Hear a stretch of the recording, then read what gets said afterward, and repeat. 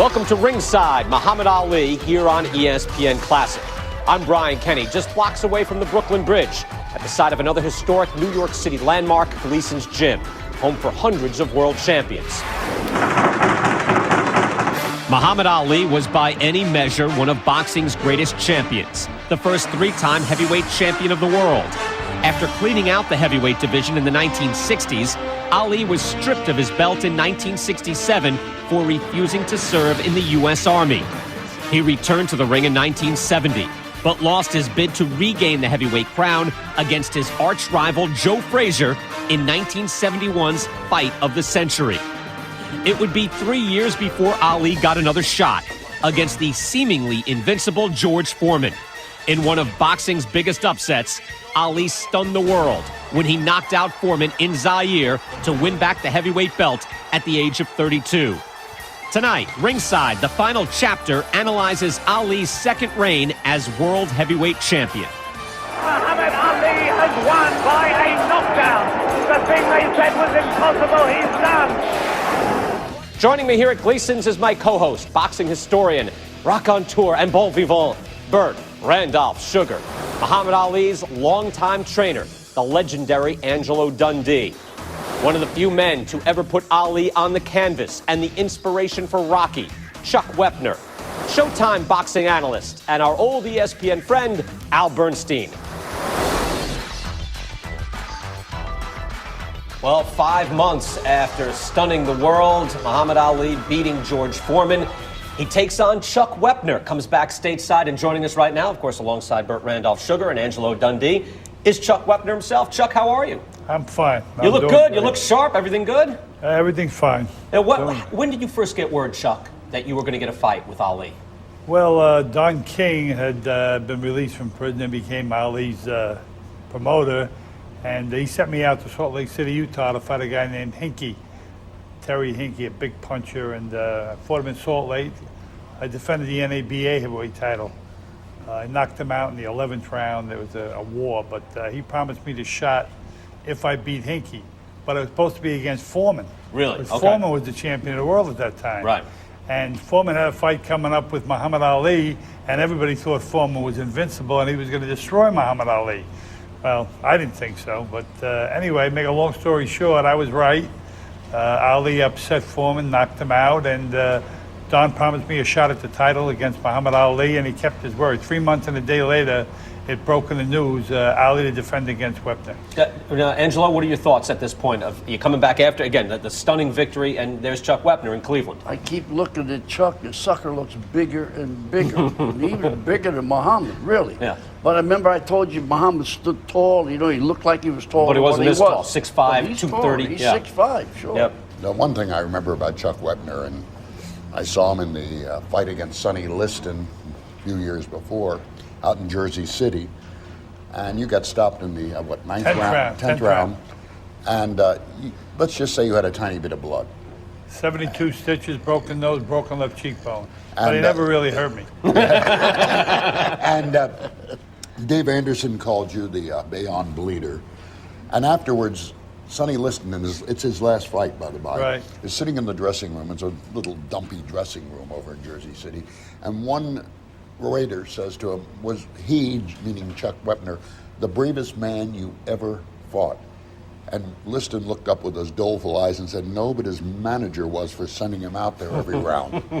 And so here's the bravest man fighting Muhammad Ali. Now, Chuck, you're facing a guy who obviously is so elusive, has such good head movement, foot movement, even at this point in his career. How did you train? What were your thoughts going into training? Well, I try to train with some guys that are a little lighter than myself, guys that could build up my speed. You know, I knew that Ali took a great punch, and he was a great, great fighter. But I thought possibly he looked past me. You know, after the Foreman fight, it was such a tough fight for him. I thought maybe he wouldn't train as hard as he normally would. And if I took him into the later rounds, I'd have a chance of maybe knocking him out or stopping him. But it didn't happen that way. You know, Ali was always in great shape, and he's such a great fighter that it's hard to hit him with even a 2-punch combination, much less a 3, 4, or 5-punch combination. Well, it's kind of billed again as the everyman getting a shot at the heavyweight title. Everyman 6'5", 225, who's rock hard and tough as nails. Nerdies have been winning with Foreman and Sonny Liston. Chuck Wepner getting his shot at the title, the real-life Rocky. Here's the news conference right now, Ali and Chuck Wepner. Make an announcement. It's announced that Chuck Wepner bleeds. He bleeds, he bleeds. So I'll make another announcement. There will be no shots landed in his face. I will not land one head shot. I will win this fight by laying on the ropes. He'll get tired. He'll punch himself to death. And then I'm going to hit him in the stomach, hit him in the side, in the chest. And I will beat him without one punch. Not one shot will land here. I don't want no excuses about Chuck. Not one shot. How are you going to whip Muhammad Ali? There's no secret weapon. I intend to come out smoking. As Joe Frazier might say, I'll be putting the pressure on him all the way. I don't think the guy can go 15 rounds anymore. I think his legs are shot. You know, Ali certainly infuriated many an opponent. What was it like for you, Chuck, to have to listen to him talk while you're standing there? I thought it was comical. I loved it. You know, I loved to listen to it talk, and he used to make up poems, and I made up a couple poems about him myself, and he was a pleasure to be with. You know, Really? It's just, so there's no animosity then pre-fight anyway? Because during the fight it got nasty. First of all, the Jackson 5 at this news conference? You notice that? I had no idea what they were doing there, but they were obviously being promoted by Muhammad Ali, as you can see. He's helped a lot of his people, and to get on national TV probably brought them a lot of publicity and helped them a lot. Chuck, I have a very quick question. Before the fight, you said something to your bride, your wife, about meeting you after the fight. What did you say?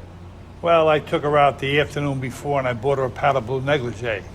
And I gave it to her. I says, I want you to wear this negligee to bed tonight, because tonight you're going to be sleeping with the heavyweight champion of the world. Well, obviously I came back to the room after the fight. I walked into the room and I went into the bedroom. She was sitting on the edge of the bed in a negligee.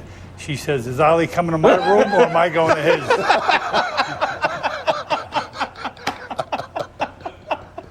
She had a little bit of driveway. It was something like the quote I made to Al Braven, my manager, after the 9th round knockdown. I went back to the corner. I said, Al, start the car. We're going to the bank with millionaires. Al said, you better turn around. He's getting up and he looks pissed off. Uh-oh. Let's look at the early rounds in this fight right now. Again, first 4 rounds here. A very rough fight between Ali and Chuck Wepner. Early on, how did this start, Chuck? Why the rabbit punch and the hits to the back of the head? Well, you know, Ali did that rope-a-dope stuff, and he kept his hands right up in front of his face.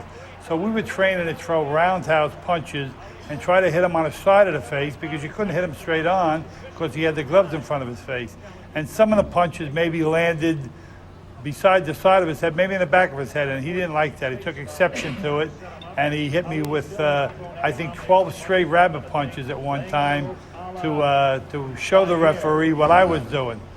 But That's a hell of a way to show the referee what you're doing. Angelo, at this time, you think Chuck is fighting dirty in this fight? Given that, look, Ali always has his hands on the back of another fighter's neck, and he did that to you, Chuck. But Angelo, your thoughts on Chuck at this point in the fight? Well, he heard that Chuck had a pain in his neck. He was trying to massage it. Yeah. That's why he tried to help the guy. Now, was Ali doing something illegal here by hitting on the back of the neck, or only Chuck because your man is Ali? That was not a rabbit punch. That was a clubbing punch. Yeah. What a shot. Well, there it goes again. Yeah, those things weigh you down, Ange. You get hit with, you got a few of them. That's where all your muscles are in the back of your neck, and all your blood corpuscles and everything else. You get hit in the back of the neck for a while. Believe me, I've been hit there myself. And I had a sparring partner named Bob Rooney, and I used to do it to him. He was a karate guy. He started to do it to me, and I got him in the clinic and said, Bobby, look, you don't hit me, I won't hit you. Because it hurts, you know, wears you down. And I would do anything to try to just wear him down. All right, a rough start to this fight. Again, we have more Chuck Wepners here with us at Gleason's. We'll pick it back up again. Ali Wepner when we return.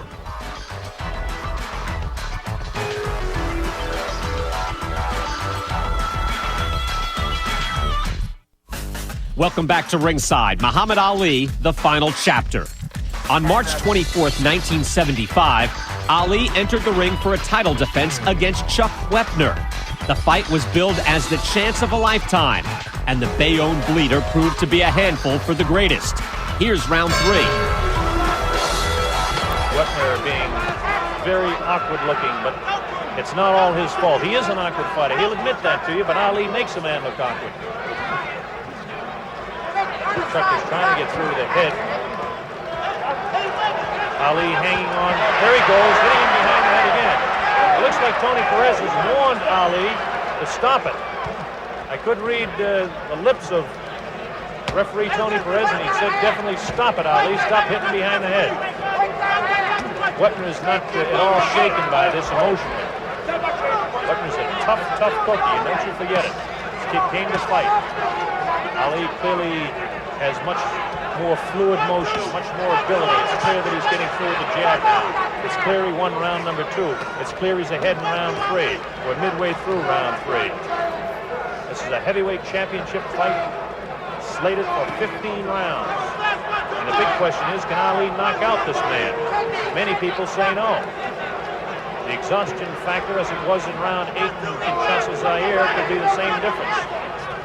At this point, although Wepner's been hit a lot, he looks just as fresh as can be. He is red around the face from those jabs of Ali. There's a good combination, another 3-4 punches to the face of Wepner, but Wepner not visibly shaken as he continues to come in. This man does not back up. 4 punches landed that time, a 4-punch combination by Ali. Starts off his left hand by movement to the left. Goes underneath with the right, comes back to the head with the left, and he followed up with the right that time. Wepner is not getting through with these punches. Now Ali pulls him in. Every time Wepner comes close to the back of the ear or the back of the head, Ali bounces him off the back of the head. There's the bell ending round 3. Left hand right in the face of Wepner.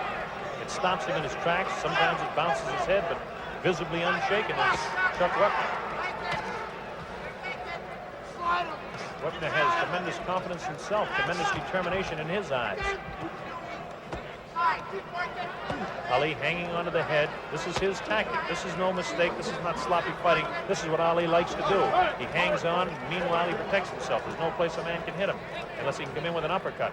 We're supposed to see what they were calling the Ali Whopper, the bolo punch that made so famous. Now Ali is complaining again to Perez.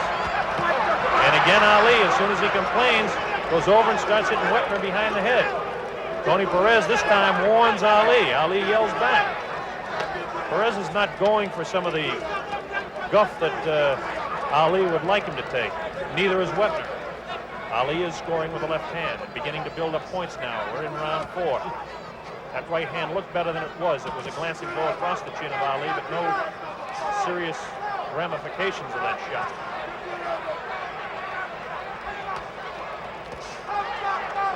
Wepner, awkward, bull, moves in, misses the right hand. Ali misses his own left. Ali likes to pull a big man's head down, put the strain on the neck and lean on him. Ali not looking tired at all. He's in better physical shape than what some of the pre-fight publicity would lead you to believe. There's a good right hand that spun the head around. The bell sounds. Neither fighter, that was nothing dirty there at all, folks.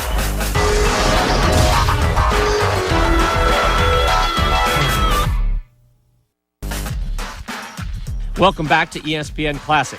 Chuck Wepner, Angelo Dundee, and Bert Sugar are standing by ringside for more analysis of Chuck's brawl against Ali.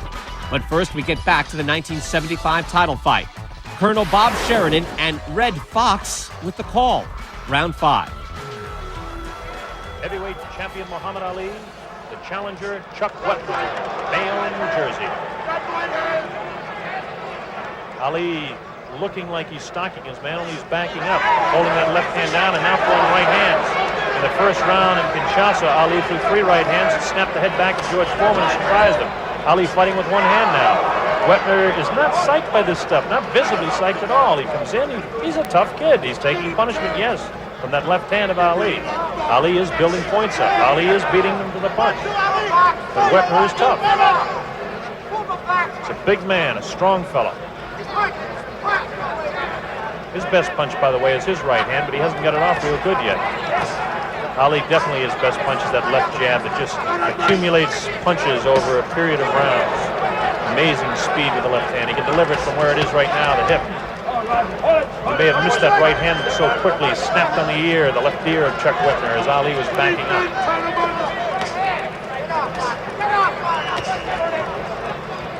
Ali not taking the fight to Wepner. Wepner throwing those roundhouse punches and those haymakers, as they call them. This is a good place when you're out in this township out here right next to the barn.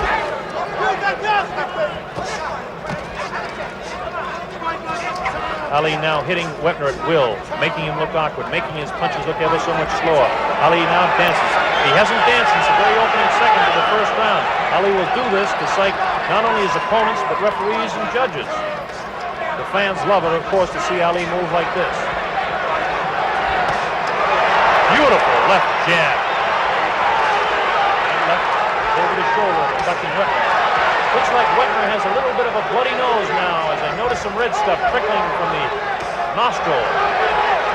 There's that left jab right in the face that got to Wepner. Wepner again looking awkward, slow. Ali, that quick twist to his body is what they call slipping punches. This makes him the masterful boxer that he is. Making Wepner look bad. Wepner throws booming punches, wild punches, but so far no real damage done. We're in round number 5. Neither fighter has been down. Wepner has never been down in his career. You can't say the same thing for Muhammad Ali. Ali giving Chuck Wepner a boxing lesson in round 5. Ali lunging almost with his left. He comes right off his feet. Wepner continues to come in. Ali in that traditional, famous Ali style of circling to his left, and now it's becoming equally famous, leaning on ropes, as Wepner takes his best shots to the ribcage of Muhammad Ali. We move ahead in the Ali-Wepner 1975 fight that inspired Sylvester Stallone's Rocky. Here again is Colonel Bob Sheridan with the call from round 8. Here we go, round number 8. This might just be the round. Round number 8. Bob Sheridan along with Red Fox and James Brown to bring you this heavyweight championship fight. Neither fighter has been down, but now we definitely know that Chuck Wepner has a bad gash above his left eye. Ali at one time in the pre-fight said that he wouldn't work to the head of Chuck Wepner, but what kind of a fight would that be? Wepner's tough. Ali flicks out that left hand right on the eye. Again, the left hand right on the eye again. Now Ali has the confident look as he bounces around. He's looking for his shots. He's slipping back to his right now, and he's trying to get off to that left eye of Chuck Wepner. Now Wepner says, come on in. Wepner is not psyched out by Ali one bit. Unfortunately for him, he has got a cut.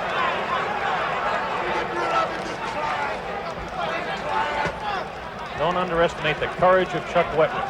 Don't underestimate the toughness of Chuck Wepner.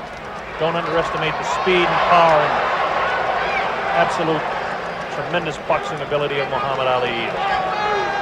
Ali dancing around now like he used to when he was a kid. He can't do this for 15 rounds anymore, but against a guy as slow as Wepner, he can do it anytime he wants.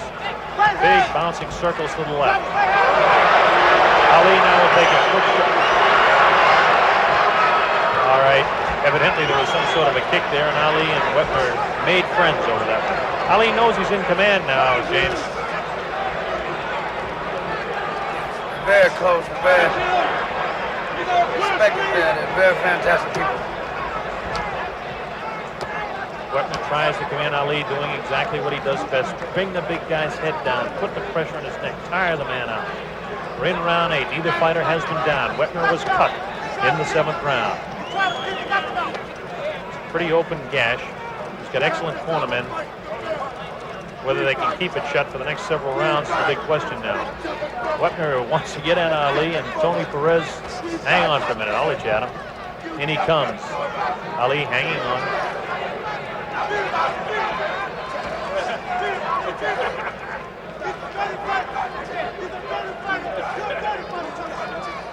Ali's corner people yelling, come on, Ali, get off the ropes and end this thing.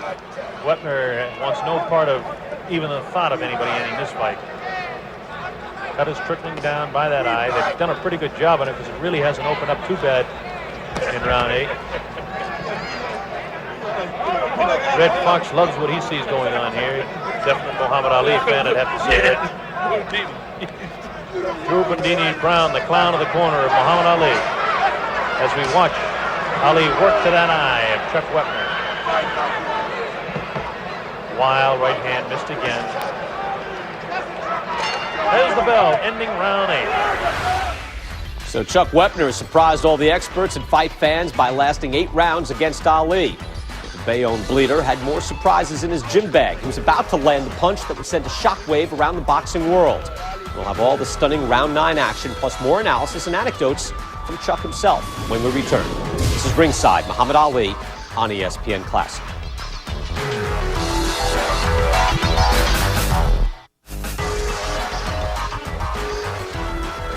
Well, there are those who say that he's the best to ever wear the crown, and that this fight's a tune-up against someone of little renown. But I've been an underdog before, you see. Things like odds don't really bother me. I proved them wrong time and time again, and won my fights in spite of them. All right, there's Chuck Wepner again. Let's pick it back up. Chuck Wepner getting his shot at the title and has his moment of glory here in round 9. Yep. Seems Ali don't know karate, but he sure knows the razor. That's it. He's got razor slashing ability with that left hand, and he continues to work to the eye of Chuck Wepner in round number 9, the early moments. Neither fighter down. Neither fighter really hurt, except for the fact that we do have that cut opened up over the eye of Chuck Wepner. It's right across his eyebrow. It was back a little bit further towards the corner. It could hang down in his eye and really close it up. His eye is puffy all around his eye, above and below it, but it's not shut yet. As long as it stays open, this fight will continue, and Ali will continue to give him a boxing lesson. Wepner comes in. Ali still has only thrown about 3 or 4 combinations in the entire fight. Wepner just can't get through the way Ali knows how to protect himself, and Ali will give him his ribs. Ali can take his best shots. Wepner has a glazed look in his eye, like he's beginning to tire, and dragging his right foot behind him a little bit as Ali continues to bounce around a little bit.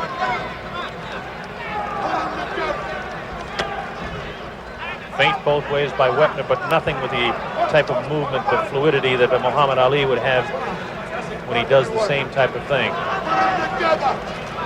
Beginning to see the blood spurting across the eye of Chuck Wepner. Wepner turning his head away from Ali now when he flicks that left in his face. It's the right hand that you're going to have to watch out for, because when Ali unloads that on top of that cut, it'll split it wide open. We'll look for right hand momentarily. Wepner walks right into the left jab of Ali. Wepner not concerned with the left jab at all. He just takes the punch.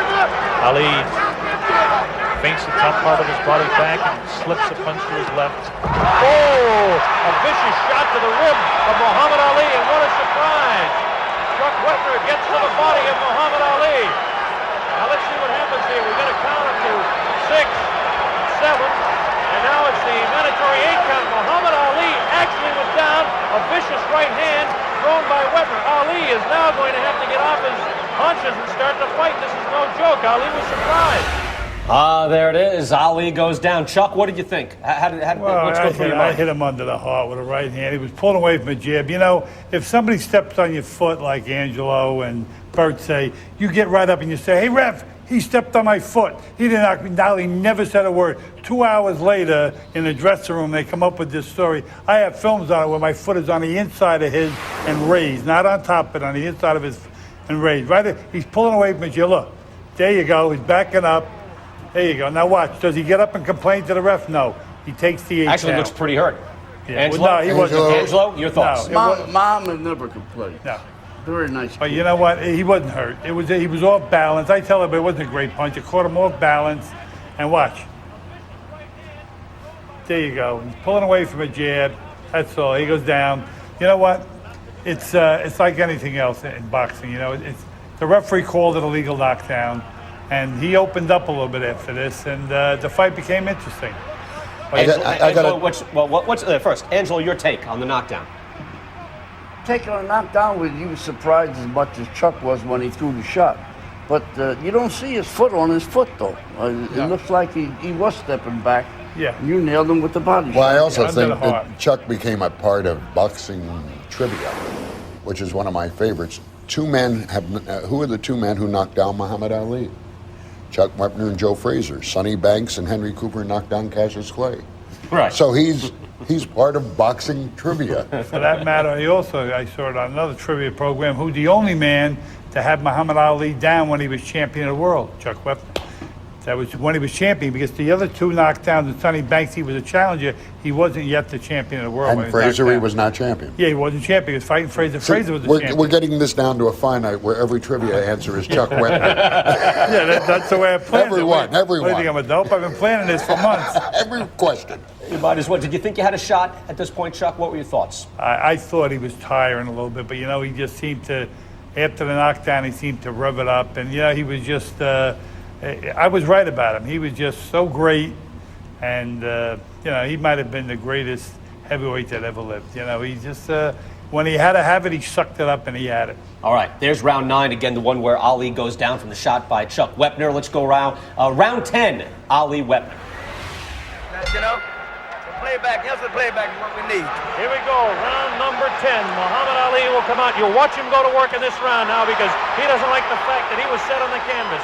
Ali will definitely go to work here. He's not happy with the fact, and Angelo Dundee was absolutely screaming at him. We're in round 10. Ali was down in round 9. Ali will definitely pick up the pace now. He does not like the humiliation of being down on the canvas.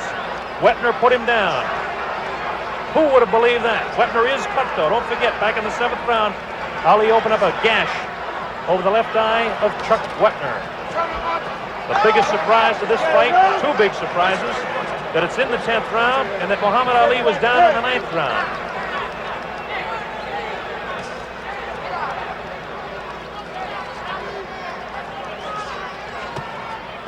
Well, it was definitely a loss of balance when Ali did go down. There's no question about it.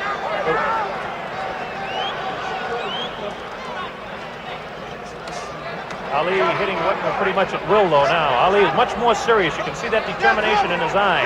The determination you see when he's fighting somebody that he thinks he's got a problem with. Good right hand dropped right on that bad eye of Chuck Wepner by Ali. Ali is trying to end the thing. A vicious left that cut Wepner right on the button, staggering him to the side, but Wepner stays on his feet. Now Wepner hangs on. The first time that I've actually seen Wepner go to hang to Ali.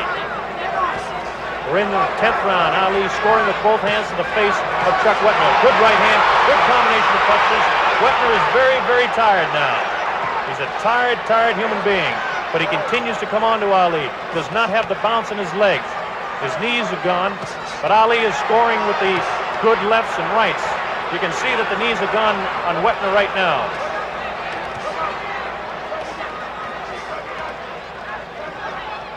Wepner is game, but Ali is vicious with that left hand. And if he can drop that right like he just did that time, it's going to be a real tough thing for Wepner to do anything here.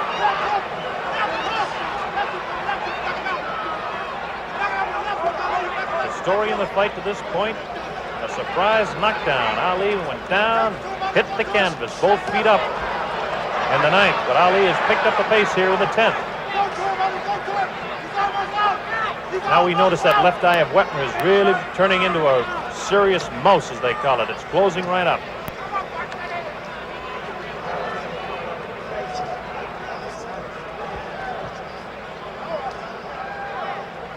A lot of people around the world didn't expect this fight to go beyond 4, 5, or 6.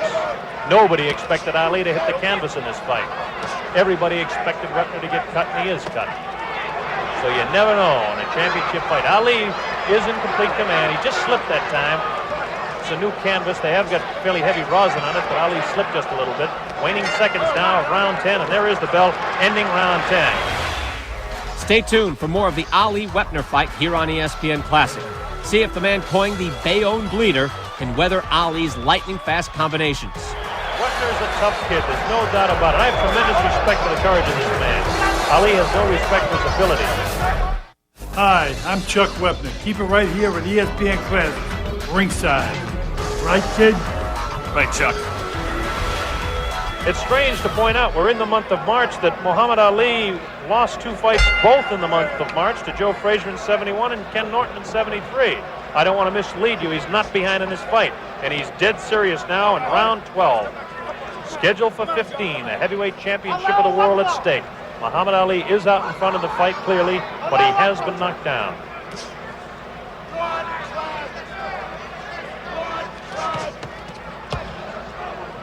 The people who make it their business to make odds would never have picked 12 or 13 rounds, or even 11 or 12 rounds. We're in the 12th round, the early moments. Ali in command with his punches. Wepner very tough, hanging in there, cut over both eyes. Bad cut over the left eye, a slight gash by the right eye. Red Fox just found out that there is blood coming from the eye because it splattered on his suit. They have the press dressed in red outfits around here to, I don't know if it means anything. Ali looked awkward that time, and Wepner holds his arms out and says, "Go on, champ, is that the best you can do?" Wepner's a tough kid, there's no doubt about it. I have tremendous respect for the courage of this man. Ali has no respect for his ability. There's a speck of blood on Ali's cheek, but I'm sure it's from Wepner.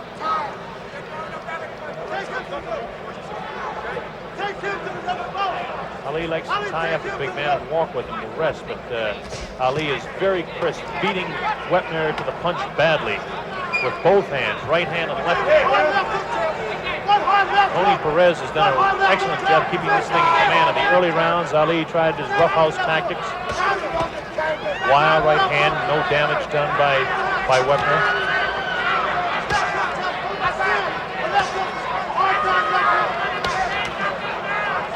Wepner continues to throw his roundhouse punches, has not scored to the face of Ali at all.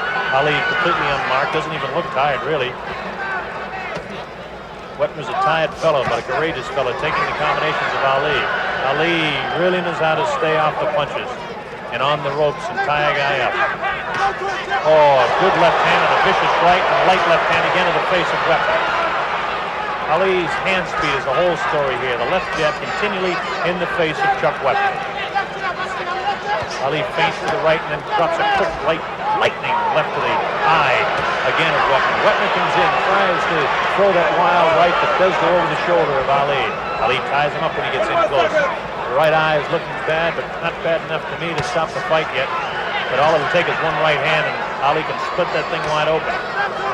Ali is trying to set up his right. There it is. He dropped the right hand over the left shoulder of Wepner. We're in the waning seconds now, round 12.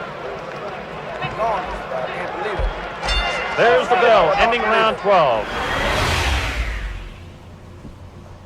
We return here to Gleason's Gym. Brian Kenny, Burt Randolph Sugar, Angelo Dundee, and Chuck Wepner. We get deep into this fight now. Angelo, what are you telling Ali as he gets into the later rounds with Chuck? Well, naturally, I'm telling him to move. No sense in, him staying and getting against the ropes, because Chuck was, that right hand he threw was a pretty good right hand. So I don't want him to get nailed with that shot. You never know. Rib separation, cartilage, so I want him to move. That's what he was doing. Rounds 12 and 13 we're going to take a look at right now. Chuck, were you aware, or how aware were you of the rope-a-dope? Did you think he'd try that against you? Yeah, I thought he would. I thought he tried against everybody. As you can see, when he missed me with a punch, I went like this. Of course, out of 347 punches he hit me with, one is bound to miss. I told him that... What were you, a human fungo ball? Yeah, I knew he was great, but, you never realize how great he is until you get in there and actually face him. Like my manager told me the day before, you're not only fighting the greatest fighter that ever lived, you're fighting the greatest fighter's trainer, Angelo Dundee. And so there's two guys I was fighting that night, and it was a little too much for me, but I gave him my best shot. And so you felt like, as in every man, you were the everyman. You acquitted yourself in this fight. Oh yeah, I think I did. Like Don King sent me a telegram after the fight that he loved me. I showed the world it could be done. And Stallone wrote the movie Rocky. He saw the predicated on the fight. Yeah, he went home and knocked out the script in 3.5 days because he got so inspired from seeing the fight. And I thought I acquitted myself very well that day. What goes through your mind? We've seen it, especially latter day, where fighters will retire, as they say, or quit. Does that go through your mind? No, never. I felt, even though I had gotten the shot late in my life, I was, at that time, the second oldest man ever to fight for the title. I was 36. Jersey Joe Walcott, I think, was 39. I felt that I was a late bloomer, and I had a few good fights left in me. And I had 10 fights after that. I won 8 of them, and then I quit. I quit when I was almost 41. Chuck stays in it and keeps going against Muhammad Ali. We pick it up now, round 14, Ali Wepner. Yes, Angelo Dundee and Drew Brown working on Ali. There's the bell. Bob, did you ever watch Ezra Charles in his heyday? Yes, I did. Ali got that same kind of razor. Oh, there's a combination. You're right. Ali has picked up the pace here in round 14. A reminder, Ali has been down. Wepner has not been down. Ali in a surprise punch was flattened in the 9th round. But now Ali is definitely picking up the pace. Here he goes. He wants to end it.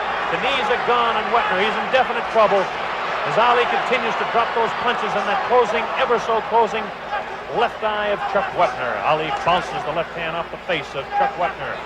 Wepner stands flat-footed as Ali takes his shot at will. He can drop it anytime he wants.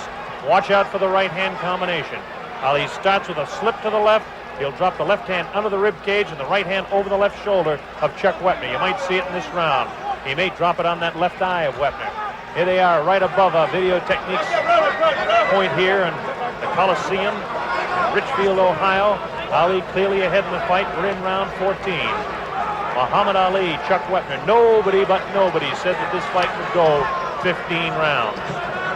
It hasn't gone 15. We're in 14, and nobody believed it would be there either. Nobody believed Ali would go down.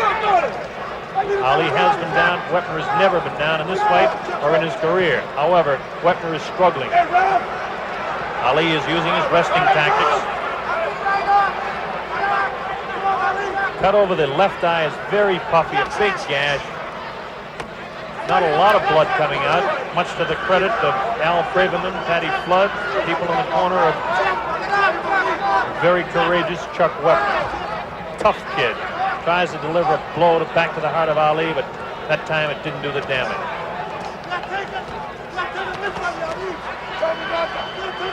Ali continues circling left, looking for his opportunity to drop that right hand in there. He'll do it off the left hook when he does it. Ali trying to keep him at punching distance now, which tells me that Ali wants to finish this thing right now. Wepner comes back with a punch of his own, but Ali crosses with the right of his own and snaps the head again of Wepner. Ali definitely wants to finish it here. They're telling him in his corner go after him. Again, Wepner has not been down in the fight. He's staggering around the ring. Ali trying to put the finishing touches to Chuck Wepner, but Wepner continues to come on.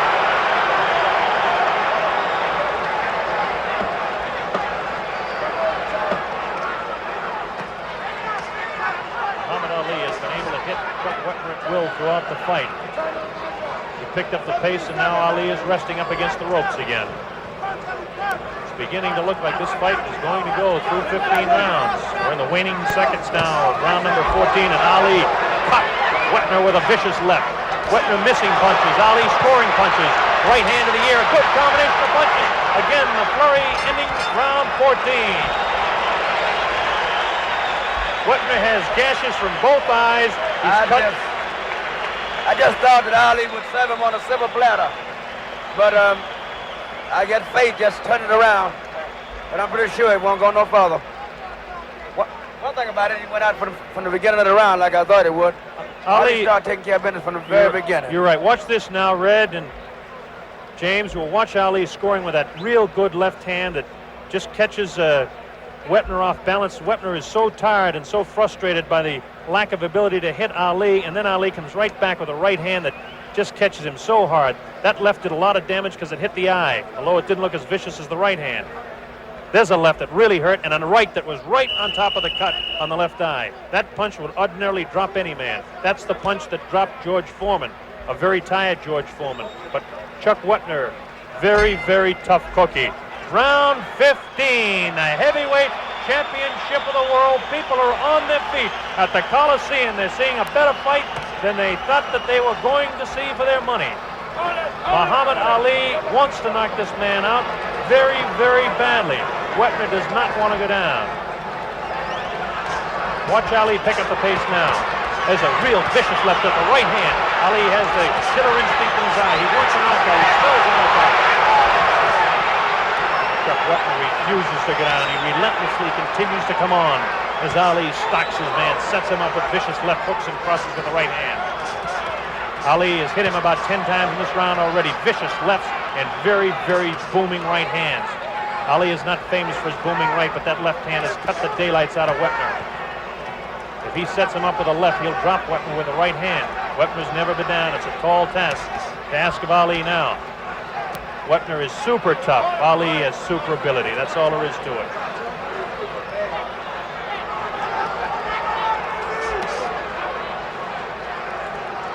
Ali wants a knockout. He wants to knock him out so bad.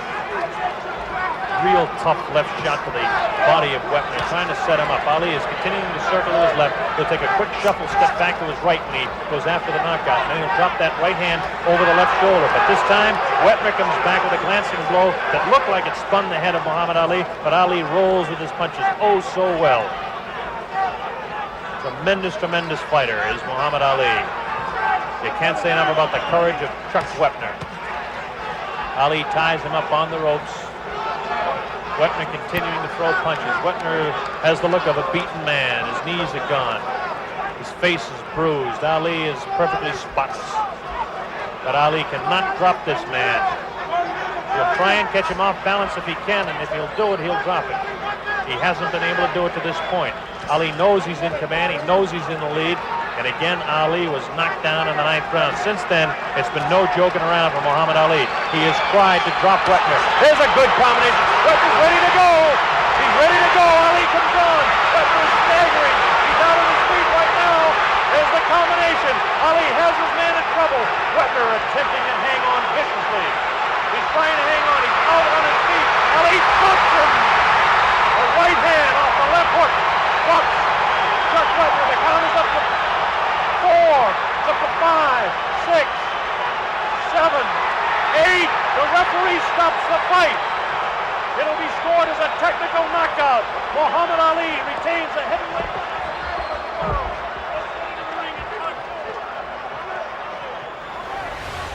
All right, we return here to Gleason's gym. Chuck, how did this affect your life? What was it like after this fight? Well, obviously my life turned completely around. I went from being a club fighter, they said, even though I was ranked 8th in the world when I got the shot, I was ranked in the top 10 in the world for 42 straight months, but they turned my life around completely. You know, to go 15 with Ali and have him down. To this day, over 30 years later, you see I'm on ESPN here doing a show, otherwise I would have been. And they wrote a piece about you in Sports Illustrated recently. Oh, yes. They, where are they now? And I was on the cover of Sports Illustrated twice, once by myself, when I fought Ali, and once with myself and Ali, and it's been great. It's just been, you know, fighting Ali is the top thing you can do in sports, fight for the world title. But when you fight the greatest fighter that ever lived, or one of the greatest, it's great. Chuck is going to stay right here. We're going to have more on Muhammad Ali as he moves on. Ron Lyle coming up, and of course, the Thriller in Manila. We're back after this.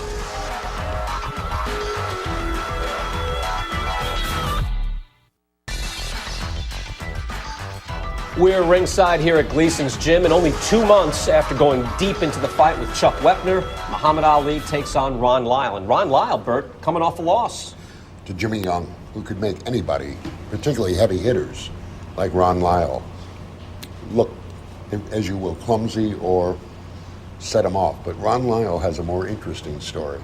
Just a few years before, as an inmate at a Colorado State penitentiary, he'd been in a knife fight. Severely injured, on the operating table, pronounced dead. Came back to life, and here's what you get, a tremendous puncher. Angelo, how did this fight come about? I think the fight belonged because Ron Lyle made a little noise. He was beating people. Big guy, big as Chuck. He's around 6'5". And a heavy puncher. And a banger, heavy puncher. In fact, I think he had a fight where they knocked each other down a lot. He would, yes. He would. Yes. He would go on. He was a good opponent. I mean, this man could punch. There was no doubt about it. And he, as you will see, he landed a few on Ali. This was no walkthrough. I promise you. No, it was no picnic. Chuck, again, coming right off your fight, what were your thoughts on Lyle? You think Lyle have a shot at Muhammad Ali? Anytime you fight a puncher like Ron Lyle, you're going to have a shot. You know, Ali was doing a lot of that rope-a-dope in those days. You know, letting guys hit him, letting them wear out themselves, and you can't do it with guys like Foreman and Lyle. Although he did, but you know, as we all know now, it did catch up to him in later life. But Ron Lyle could knock anybody out, so Ron Lyle always had a chance. All right, here's yet another memorable exchange with Howard Cosell and Muhammad Ali. This is, again, just before the fight with Ron Lyle. How do you plan to fight the fight, champ? Well, I plan to fight my new style, Howard. I want to announce here now the new style about landing a rope sometime, let my man punch himself out. It is called the rope-a-dope. The rope-a-dope. Rope-a-dope. Obviously, the champion enters tonight's fray, shaken, with a full loss of confidence. Shaken? Good luck. You be there. We will. And after the man rang the bell, I'm going to jump on the rope and slap Coach Stale. Well, how do we not have yellow ESPN blazers like that? That'd be nice to wear one of those, wouldn't it? It would. what happened to the pants to that suit? Wasn't rope-a-dope really wasn't in Zaire, or was it coined there and it just led to this fight, or did it really come about the name at that point? I think Zaire, but nobody knew he was going to do it, including me. So that this officially became the name. This was the label at this point. He made the label. He made labels he would call his punches anchor punches as he did against Liston. Stephen Fetching gave him the anchor punch. The rope-a-dope, he called his opponents' names. Muhammad Ali had his own dictionary he just walked around with. Here we go. This is we made all the names, though. It was a combined effort. I mean, Washerwoon was Chevalo. Right. What would Wepner's name have been? He didn't give me a name. Look how big he is. I wouldn't give him a name. That's why he's sitting next to you. Let's get to this fight right now. Let's pick it up. Round number 3 again. Ali against Ron Lyle. And action in round 3 begins. So Lyle, by Pacheco's own admission, has been successful in not falling for the, quote, rope-a-dope, unquote. Ali is talking to Lyle, taunting him. You see the mouth open, the half sneer across his lips.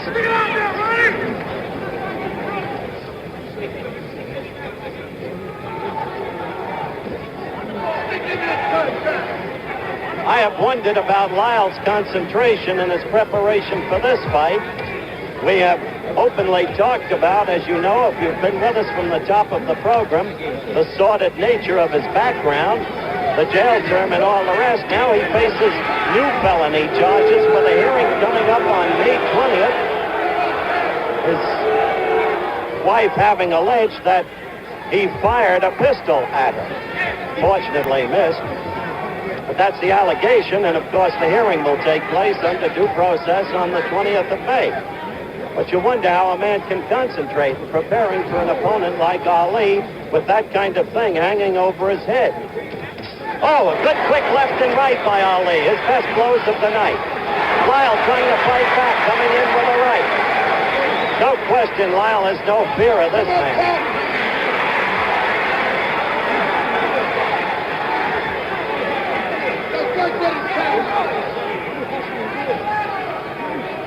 Third round action.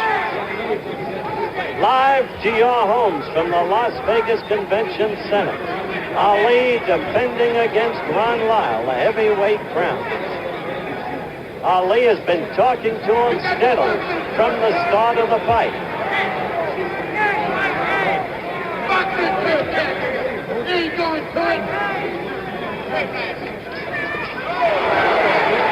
Lyle's got to be careful of that straight right.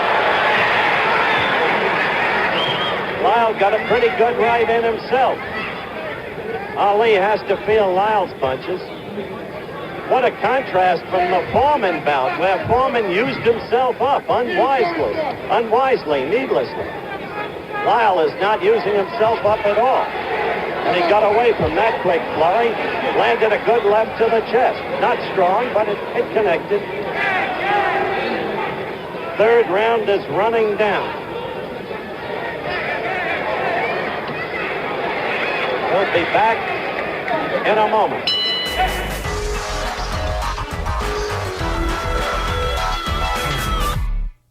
Welcome back to Gleason's Gym. I'm Brian Kenny, and you're watching the 1975 Muhammad Ali-Ron Lyle heavyweight title fight from Las Vegas, Nevada, here on ringside. This is the 33-year-old Ali's second title defense after regaining the title in 1974 with a stunning victory over George Foreman in Zaire. For 4 rounds of the Lyle fight, Ali employed the rope-a-dope strategy that was so successful against Foreman. champion covered up and held back, hoping that Lyle would wear himself out, a la Foreman, but Lyle was patient and stuck to his plan, always picking his spots to attack Ali and making the champ come out in the middle of the ring when he laid back out on the ropes too long. The Las Vegas crowd booed the lackluster action in the early going, and Howard Cosell even said Ali had nothing, that the event was an exercise in dullness. In round 5, Ali switched gears. He began to dance, circling the 20-foot ring with his old flair and sticking his jab. With the pace picking up and Ali stirring memories of his vintage style, the booing turned to cheers. Ali had the crowd back in his corner. Then, late in round 7, Ali got a wake-up call on the ropes. Lyle broke through his defensive posturing with some solid combinations, rocking the champ and spurring him to respond. The round ended with a flurry, and Lyle ahead on the judges' scorecards.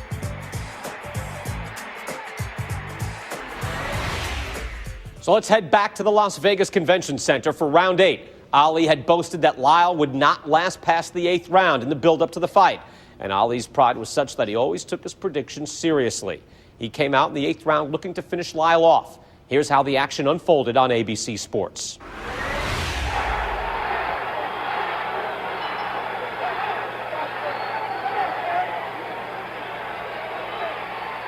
They've begun action in round 8 when we had to break so our local stations could identify themselves. Ali hurt Ron Lyle with a right.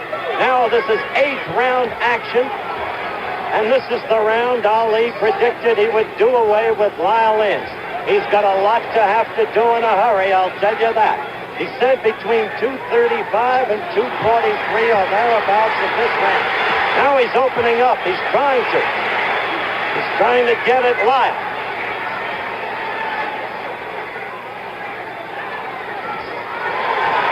Lyle is a powerful man, can take a punch. When Jerry Quarry beat him, he hit him with everything he had, and Quarry could punch, I'll say that.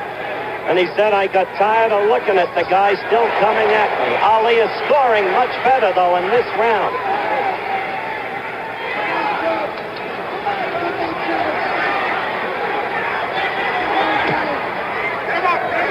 Ali directly above us in his own corner.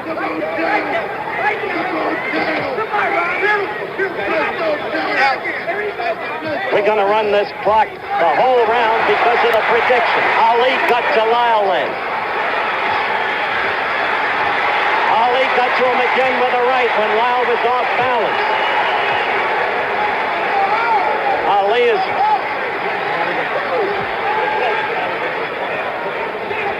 It's an amazing thing to look at these two men now in the 8th round physically. We're in the countdown of the round. Ali's legs are not even perspiring. Lyle's are full of sweat.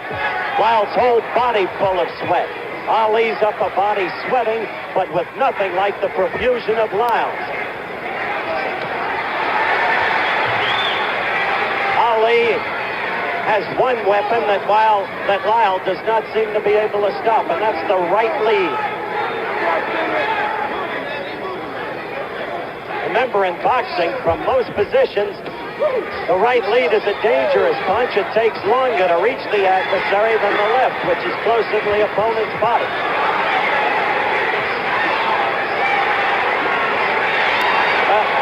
He is not going to knock Ron Lyle out as predicted. Ali is winning this round quick, but he is not going to knock Ron Lyle out as predicted. And the crowd knows it. They're reacting. A big round for Muhammad Ali, no question about it. We're going to have to break for a commercial after this round, and we'll be back in a moment. Big round for Ali. Don't go away. We're just taking a smoke break. We'll be right back with Ringside.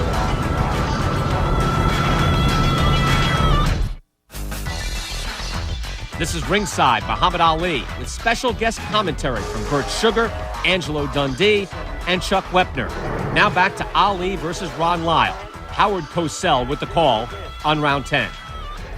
And maybe now we can talk to Angelo Dundee. Angie, give us your capsule impression of the fight thus far, and are you worried about your fighter? No, I'm not concerned about my fighter. My fighter's going to start handling him now. This guy, Lyle, fought a very smart fight early. He wouldn't wear himself out, so he's trying to cat and mouse game. But it boils down to one thing. Muhammad's the champion. He's the challenger. You got to go and get the title, so he's not doing that. Are you telling me that you consider Ali ahead on points at this point? Well, if he's not ahead, I'm blind. Okay, Angelo Dundee as we pick up with the action in round 10.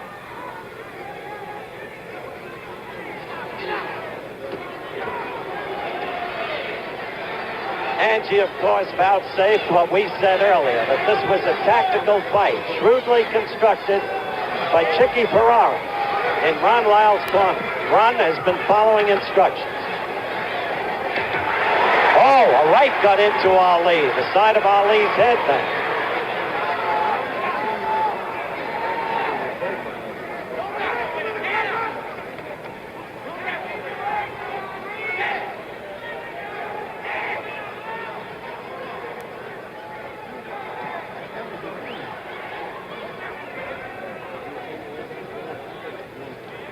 Round live from Las Vegas Convention Center. Ali against Lyle.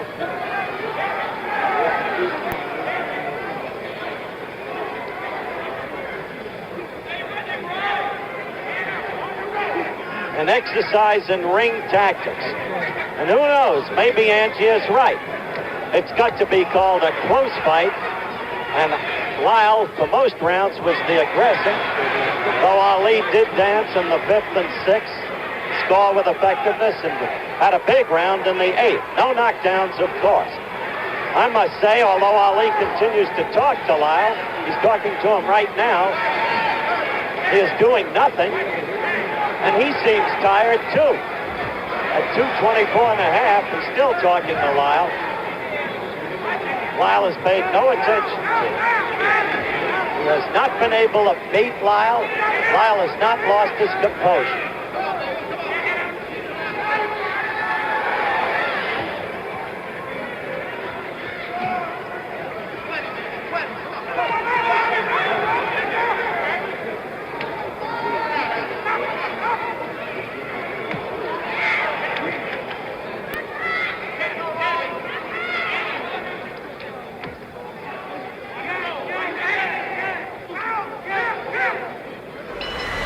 So we hear in the 10th round that Angelo Dundee telling Howard Cosell his guy is up. Did you think your guy was up at that point, Angelo?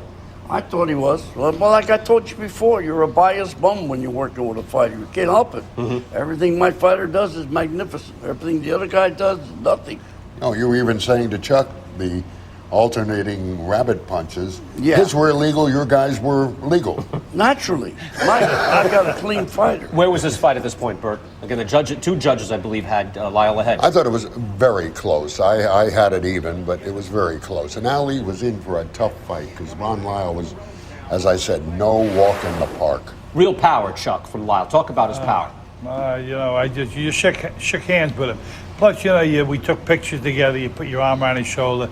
It felt like putting your arm around a building. The guy was solid as a rock, and you could see that when he took off his robe in the ring. I watched a couple of his fights. I never fought him, but I watched a couple of his fights, and he was a legitimate top-ranked contender, tough guy. Bert, we'd see that power against George Foreman. Oh, you did, and George Foreman and he fought, and they each were knocking each other down. I still remember the call of the fight by Howard Cosell be going, Foreman's in trouble. Foreman's in trouble. Lyle's down. Lyle's in trouble. Lyle's in trouble. Foreman's down. I mean, he hit George in the second round so hard, he almost knocked his trunks off. The elastic broke. I mean, this is how hard this kid, he landed him. I mean, he could hit.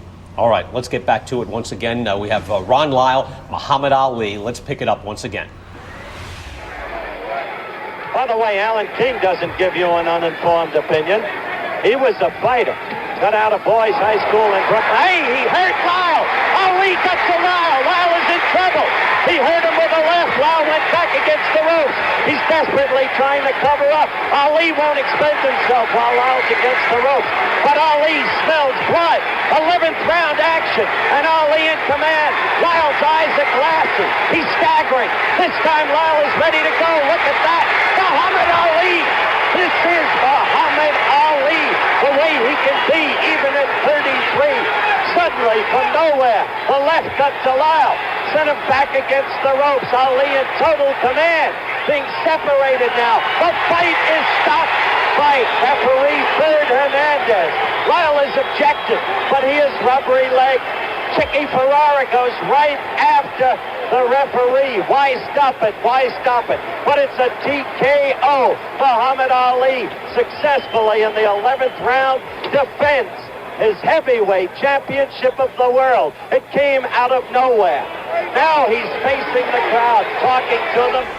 Wow, why stop it? I mean, clean headshots, a limp neck. It was past the point to stop you. Times were different, huh? I mean, you look at that fight going, oh, you've got to stop that fight. I think outside the arena they were selling Ron Lyle bobblehead dolls. That's a dangerous point, but Ali looks pretty exhausted, Angelo. What about that? Well, Muhammad always could suck it up. He always had this knack, like he did in the 11th round, with Freeze. Same thing. Suck it up, he does it. So he did it right there. Now, the interesting thing about this fight was I corresponded with Ron Lyle.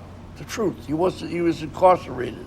So I wanted to give him some juice and everything else, and he thanked me for it. But the thing is, the referee was very smart because he's the next fighter, Ferd Hernandez.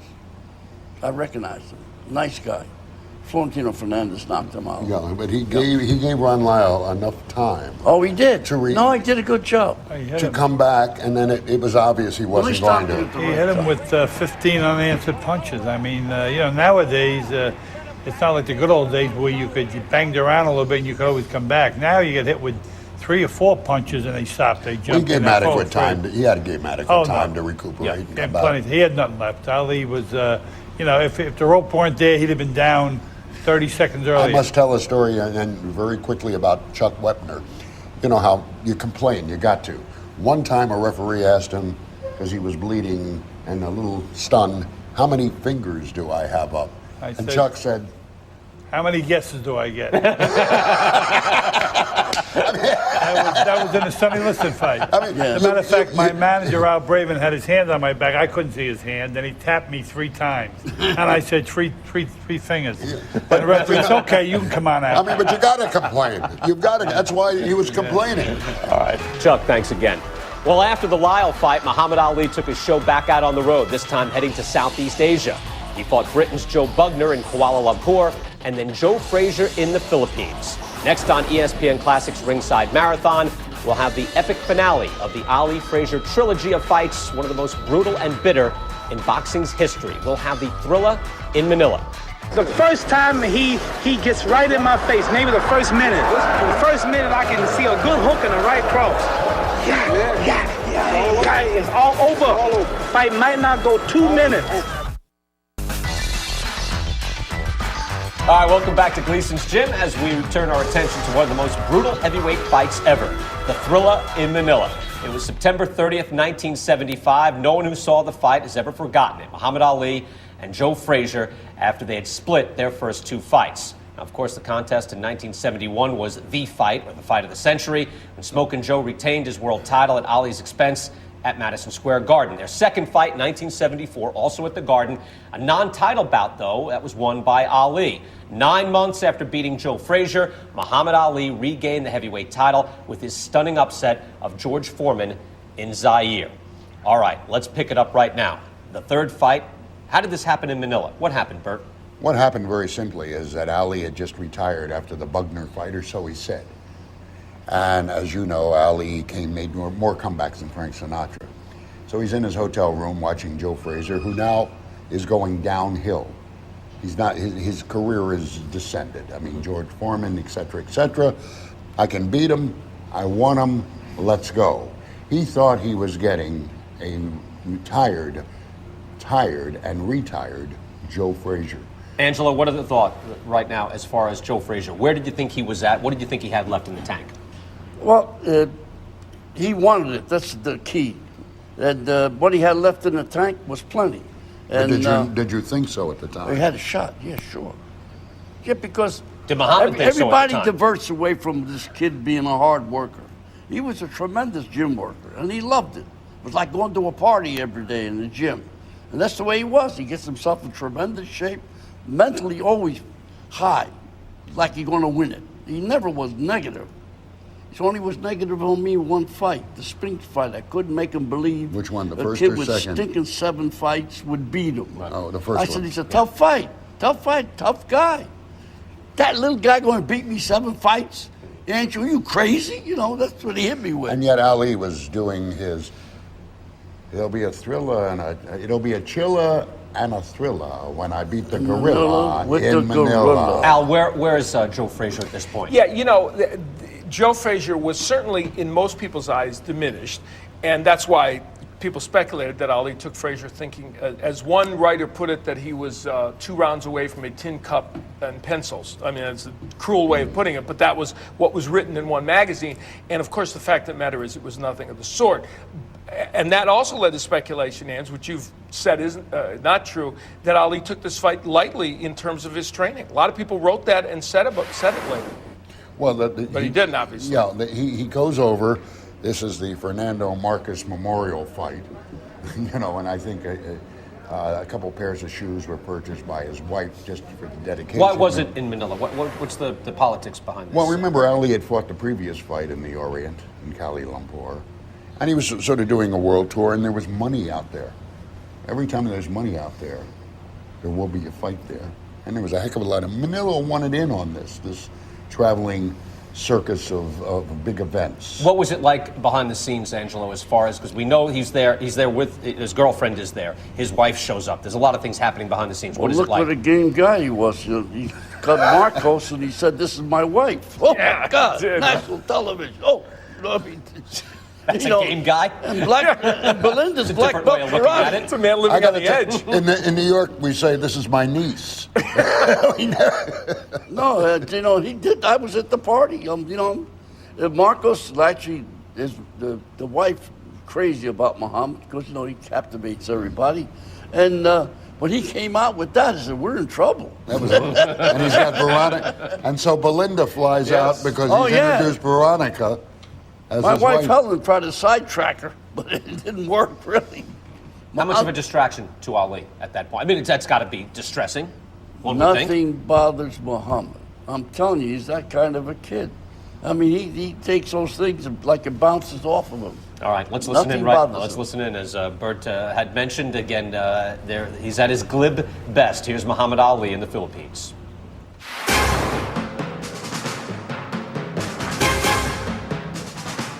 It will be a killer and a chiller and a thriller when I get the gorilla in Manila. Come on, gorilla, we in Manila. He knew that I was tough. He couldn't frighten me with his words. So he went with another tactic of calling me a Tom.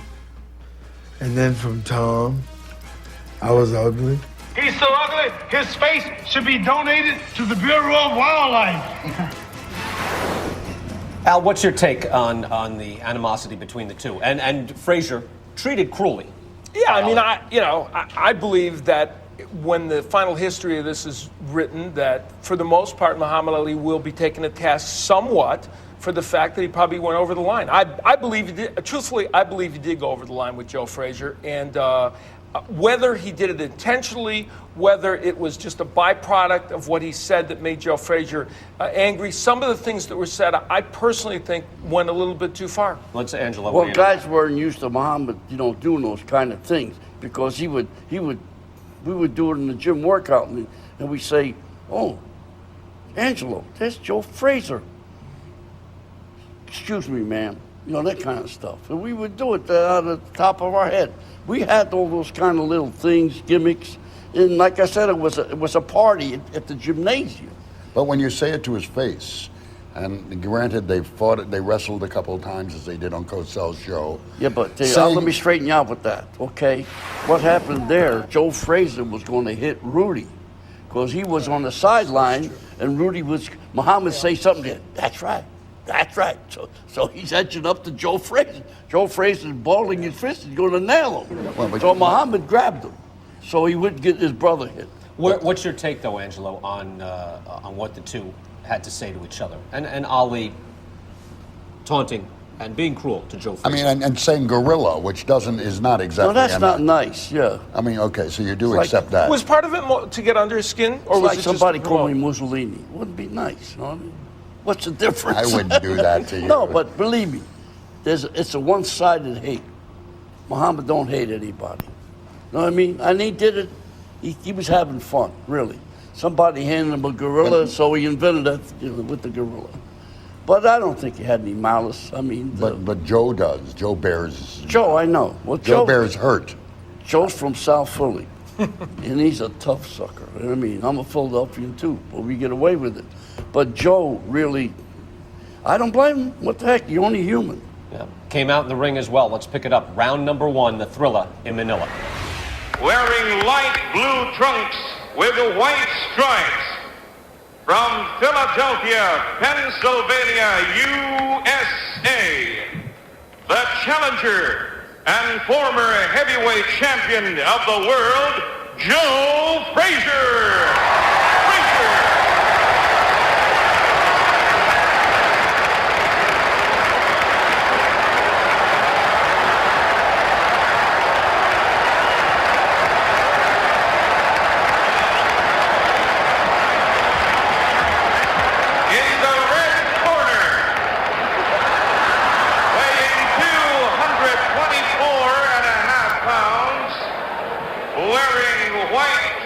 With black stripes, from Louisville, Kentucky, USA, the heavyweight champion of the world, Muhammad Ali.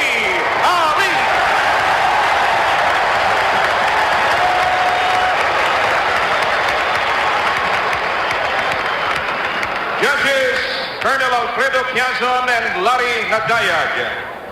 Referee, Sonny Padilla Jr. 15 rounds for the heavyweight championship of the world.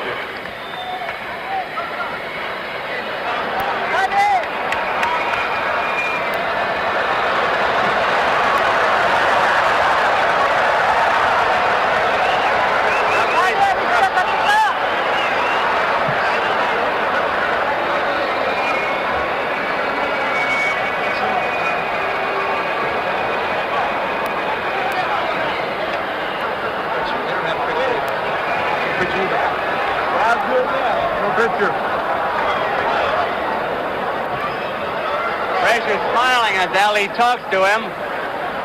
It's 15 rounds. The ring is 21 by 21, a rather large ring. Which is beneficial for Ali. And which should help the champion.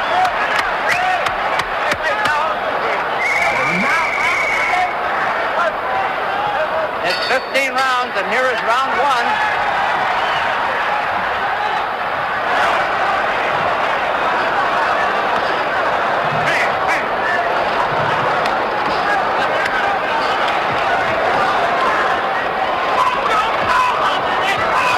Staying low to get away from that jab.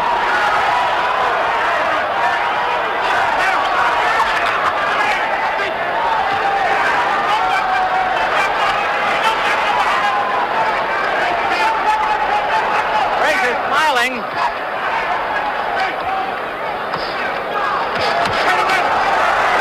Ali opening up fast.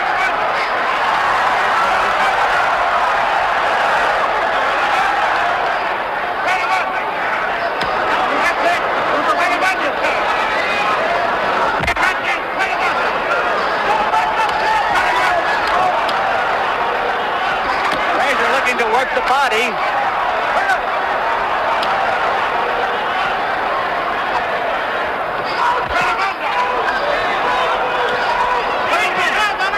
Frazier keeps smiling as he corners Ali to the rope. Ali beats him to the punch. The referee Carlos Padilla.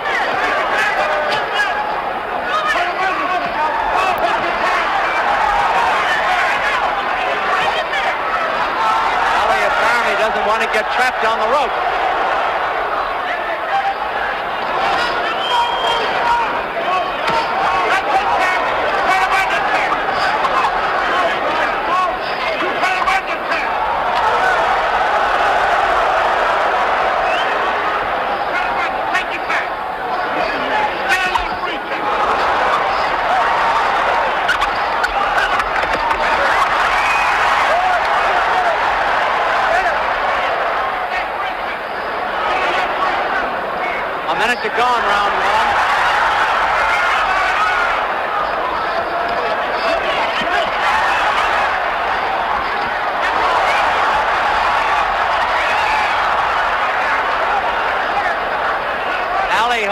behind the neck there.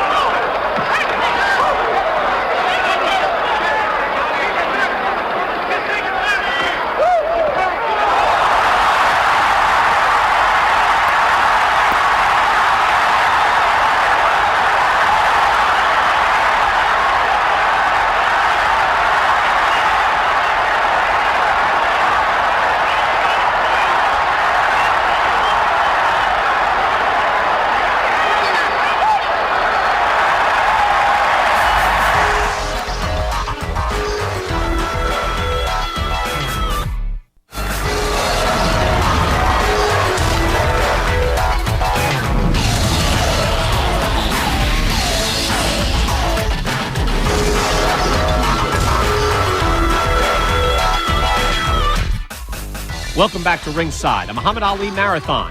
Classic takes you back to the Thrilla in Manila for round 2 of Ali Frazier 3. We're waiting for round 2. That was a big round for Muhammad Ali. No question about it. But Frazier always loses the first round.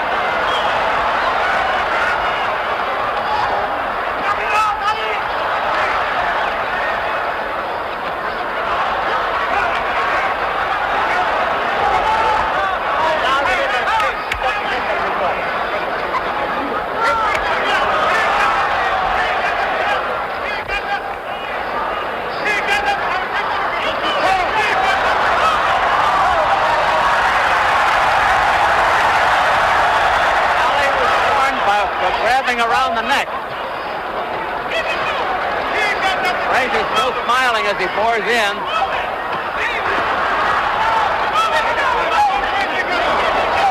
Frazier working the body, Ali working the head.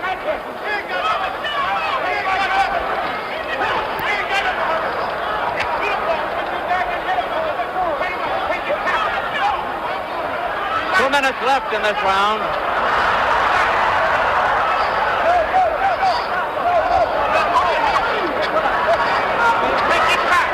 Sending him off.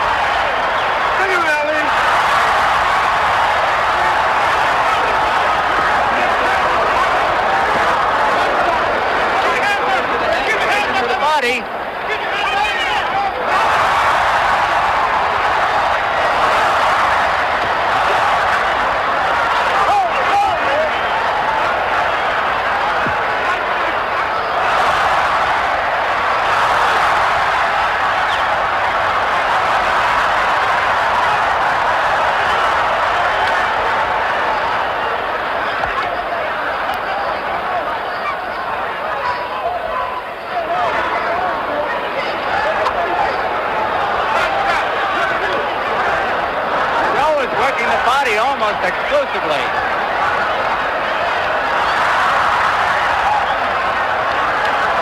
Ali holding around the neck again.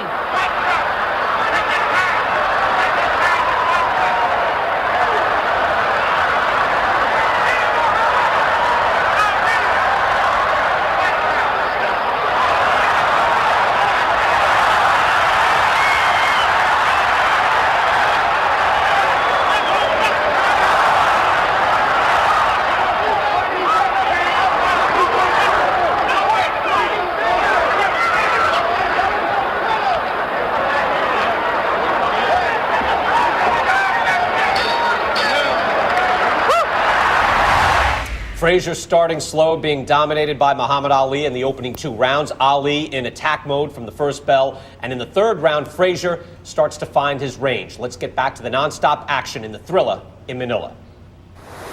Angelo Dundee a little late getting out of the ring in Ali's corner. Round 3, scheduled for 15.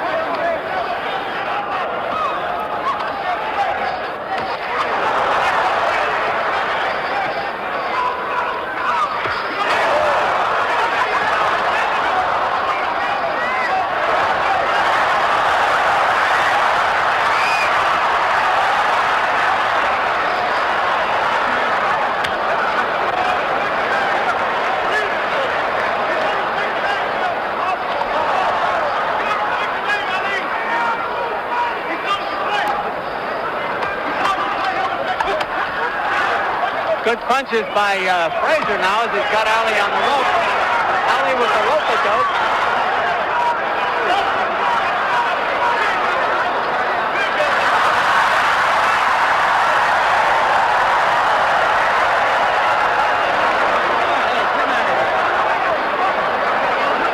Frazier looking for an opening here.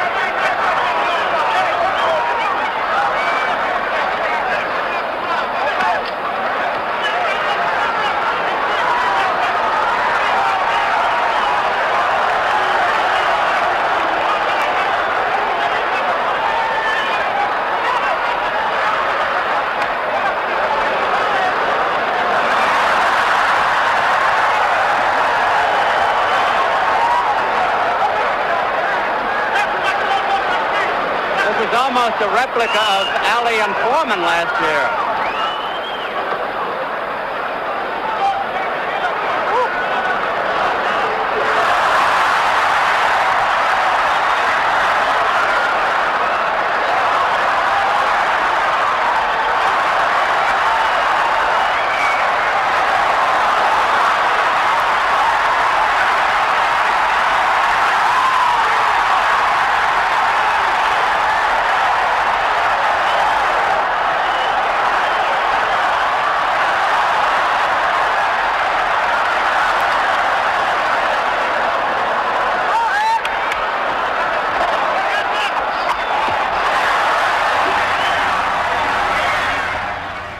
There's an exciting round 3 in that fight. Al, I want to start with you and get to Angelo.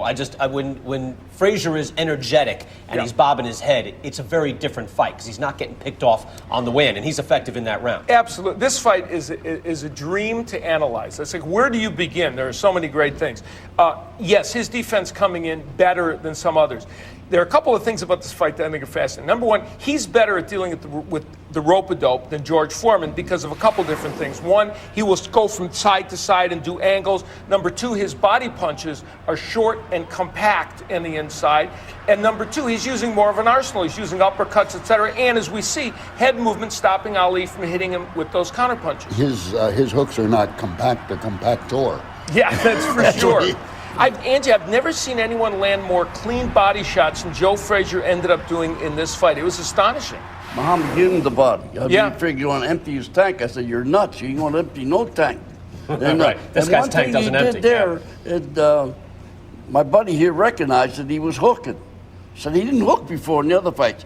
I didn't want him to hook because you never hook with a hooker, or you don't go out with a hooker. You gotta. Am I on the right show here? Yeah, Just Sex in the City. I'm too young even to be here for this kind of talk, but because when a guy like Muhammad Ali throws that left hook with a guy that throws hooks, it's seductive, isn't it, to do that? And the guy's got a short arm. Boom! This shot's in. Angie Dundee once told me, if you know him, I would tell him I remember.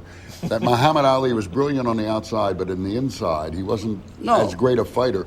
And he's giving Joe Frazier the inside, which is his wheelhouse. That's where he sets up his office. What do you think at this point in the fight, Angelo? Well, the way he was hitting this guy's shots so freely, I was very, very confident in the fight. How about the shots that he was taking? Another thing, Al, is that he's throwing the body shots. Frazier is right on the belt line there, which you know is doing damage. On the hips. Hips. Yeah. Right. Yeah. So, what were you concerned about that? Were you trying to, dissuade that or get a referee to look at that? Because that's right on the line. I know what I'm doing, man. He's how that's big as he is. Yeah. He knows what he's doing. So right. You only do so much. You can make him. Does he always listen to you? Do you have to instill in his mind's eye that it's Muhammad Ali? I do all the instilling before. But then you have to pick it up and make him think it's his idea? If I were to give that kid a direct order, he wouldn't do nothing. Okay? So what I do, I angle and, diplomacy, and I use it with this kid. And that's why we got along so famously. All right, it was a great third round. We'll get back to it. We're going to take a quick time out. When we come back, the action continues. Again, it's Fast and Furious from Ali Frazier 3, the thriller in Manila. This is Ringside right here on ESPN Classic. Frazier the aggressor. Ali posing again.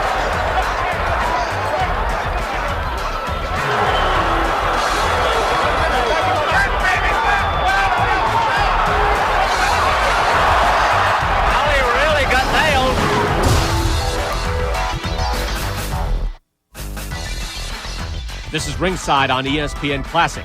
Angelo Dundee, Al Bernstein, and Bert Sugar standing by with more memories of the Thrilla in Manila. But first, we get back to the fight. Round 4, Ali Frazier 3. Frazier, the blue denim trunks, Ali, the white.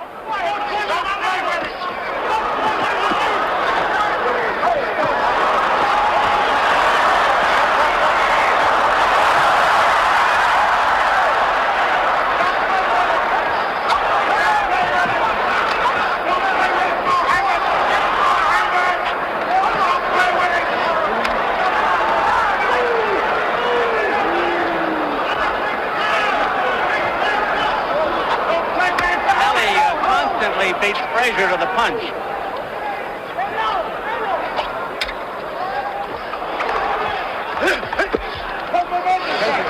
Ali with the rope-a-dope again. Frazier looking for a spot. He's not wasting punches, however.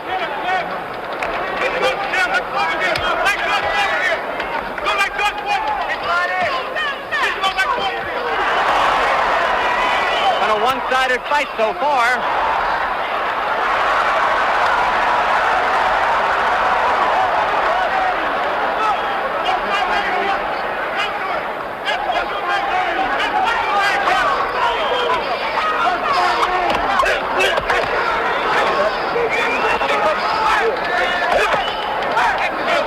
Frazier is finding some openings now for the body. Ali with those quick hands and sharp shooting keeps it his way.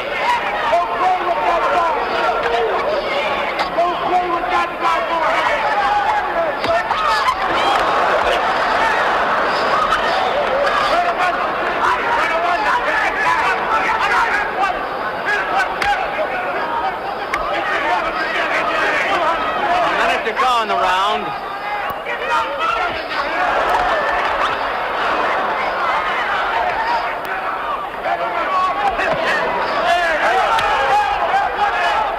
A low blow by Frazier. He's warned by the referee. All right, ref.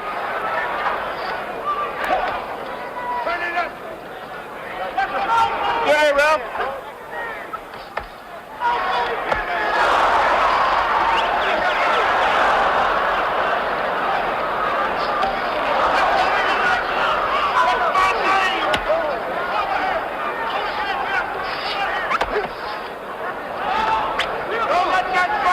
Frazier the aggressor all the way.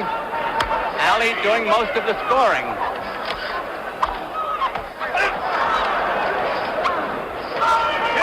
Over.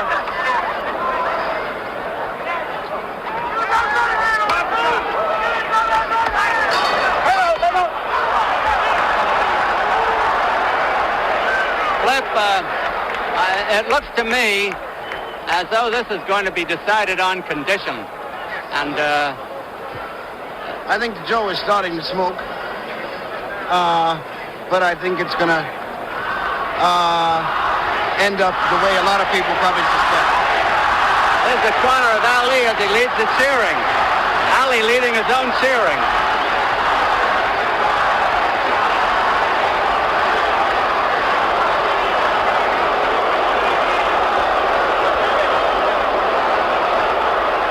His chief second, Angelo Dundee, with Drew Brown in there.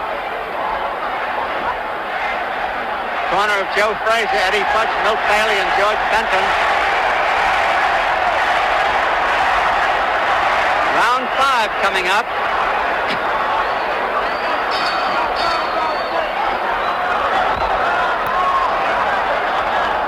Neither boy looks the least bit tired so far, although Frazier has taken a good going over.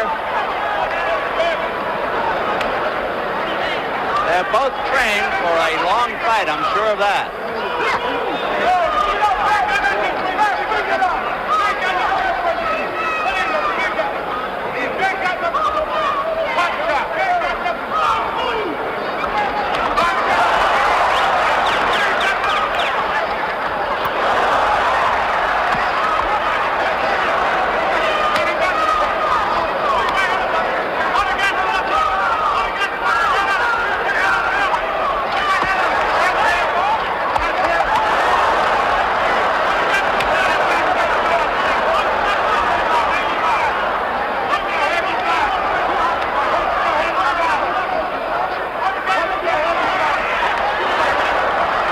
coming back a little bit.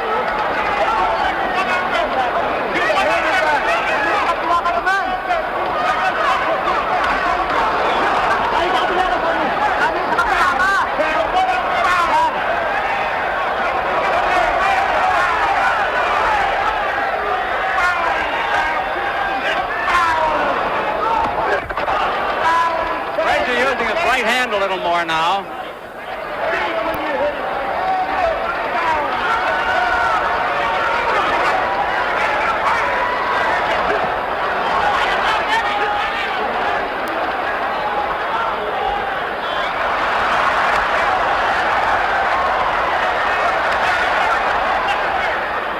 Frazier the aggressor. Ali posing again.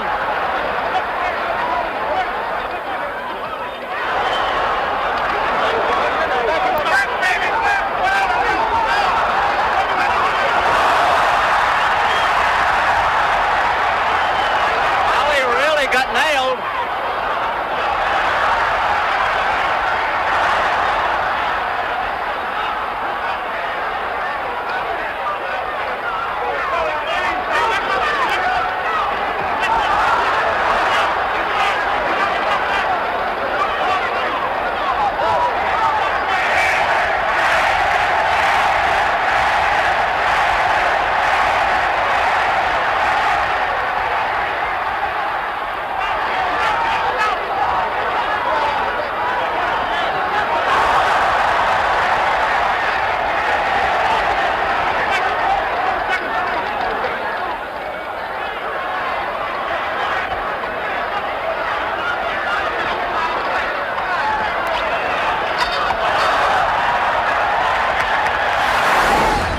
Stay tuned for more of the Thrilla in Manila as Joe Frazier rocks Ali in round 6, delivering left hooks that would doom mere mortals. Frazier has been the aggressor all the way.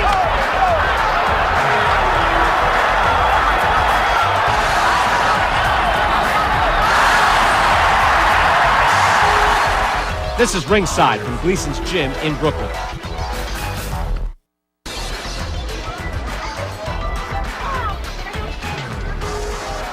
Welcome back to ESPN Classics Ringside Marathon. We're 1/3 into the 15-round epic Muhammad Ali-Joe Frazier heavyweight title showdown, the Thrilla in Manila.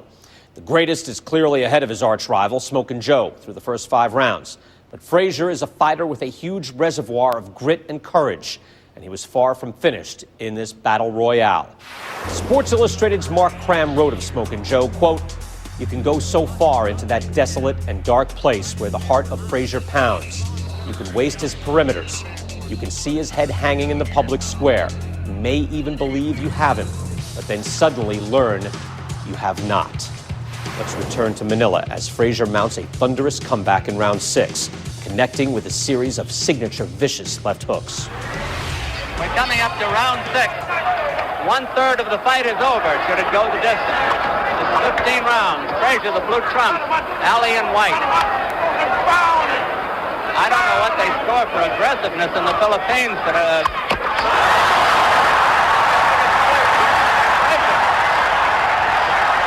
Frazier has been the aggressor all the way.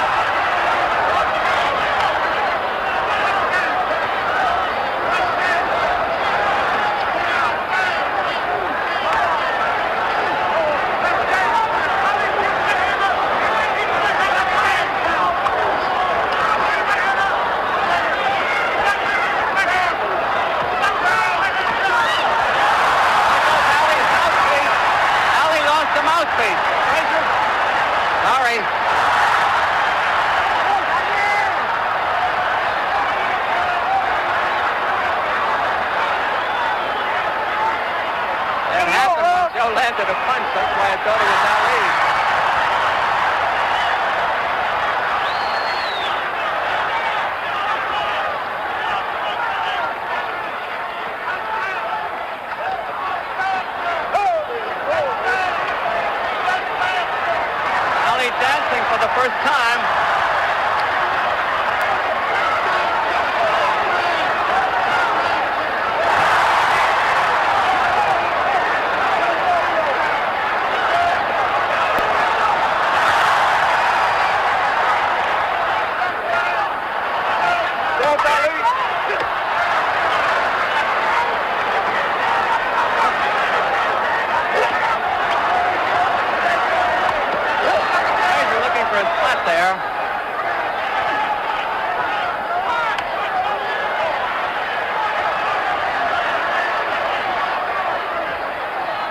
Frazier coming in low.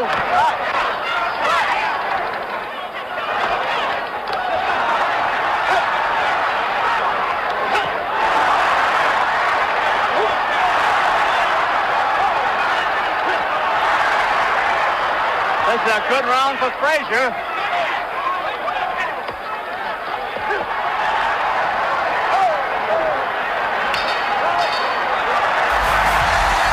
More of Ali Frazier 3 coming up with bonus coverage from Gleason's Gym. Don't miss Angelo Dundee ringside memories of the historic fight and the aftermath of the Thrilla in Manila.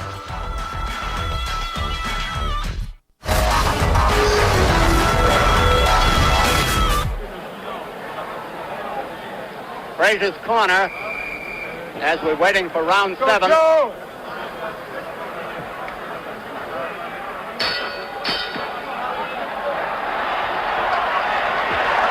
Round 7 scheduled for 15.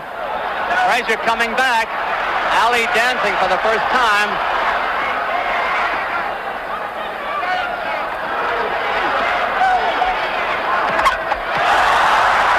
Frazier's good right hand to the head for the first time.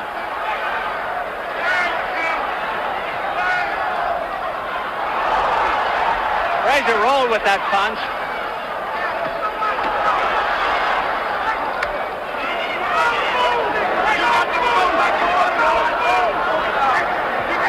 Referee Carlos Patilla from the Philippines.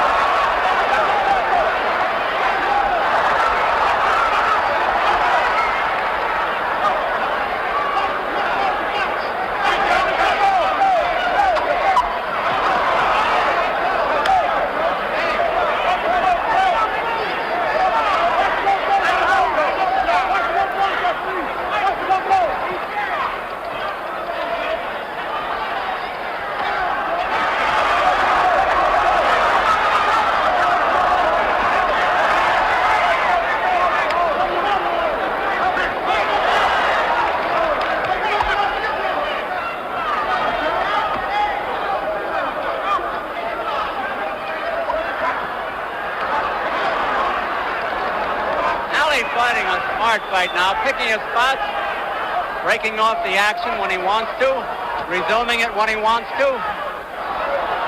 Ali having a good round.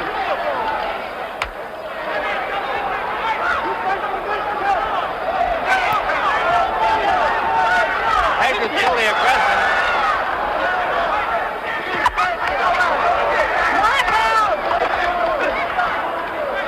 Frazier stood up under Ali's best shots, and vice versa.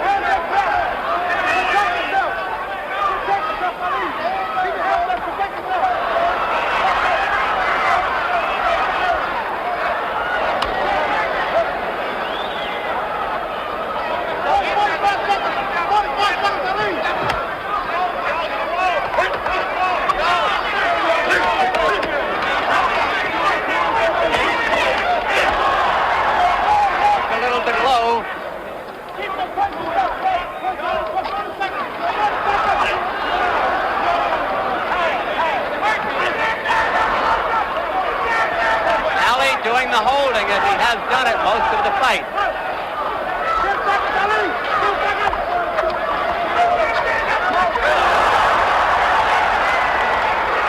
Joe hoping to get in that big one. Ali got it in there.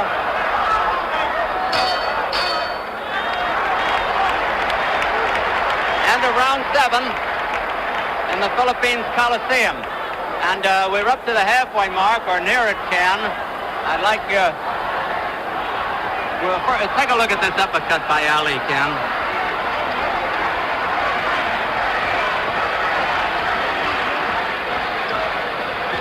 you can see, Joe's got him on the ropes now. He'll step back, and Ali will see the opening for the uppercut, which is Here it comes. Ooh, that was a very good uppercut. But as you know, in the first fight, this is how Joe caught him on the ropes. He was throwing an uppercut, and he caught him over the top with the hook. So it's very dangerous also.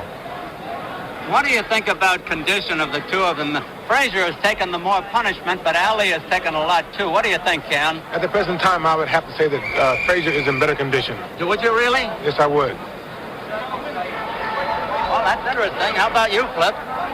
Well, as I said earlier, Joe is really starting to smoke. It looked a little shaky from the go, but Joe is starting to smoke, and I think we're going on at a pretty good pace now, and either man may win it right now. Here's round 8. Ali's trunks are dropping little by little.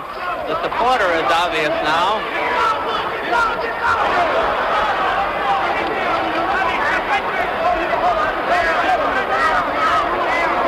No knockdowns.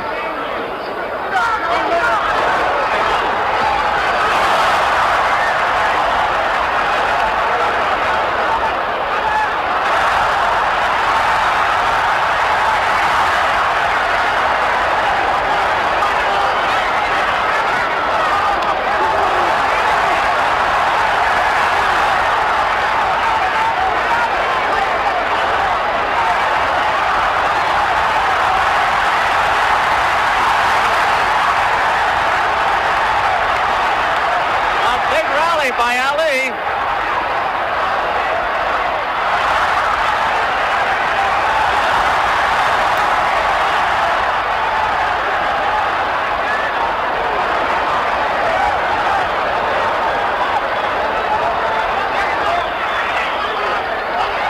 Ali's got Joe covering up for the first time. Been a rocky round for the challenger.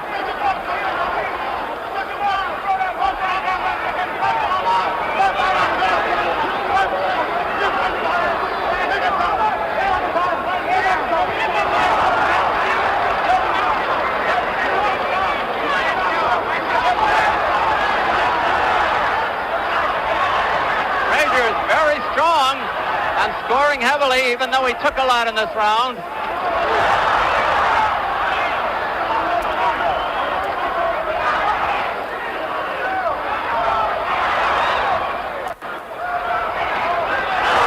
Frazier may have evened up the round.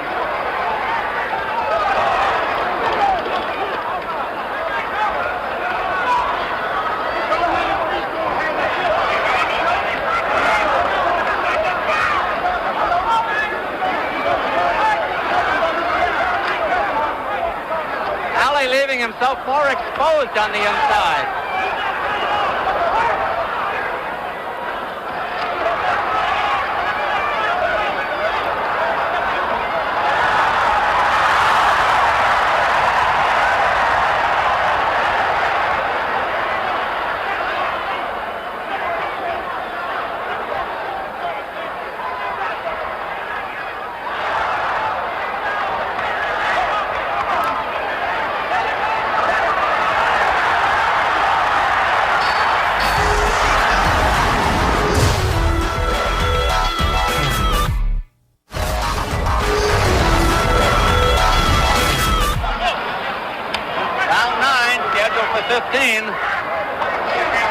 Boys dripping perspiration. It's hot here. Frazier, the blue denim trunks, Ali in white.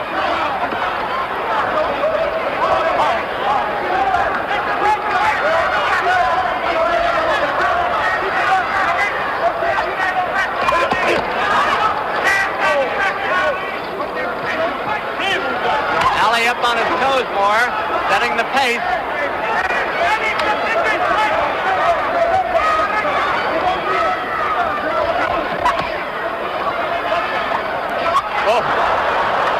Just as well for Ali that one missed.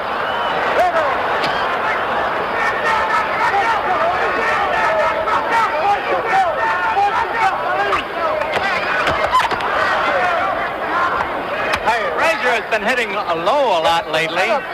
Get that guard down. 2 minutes left in the round.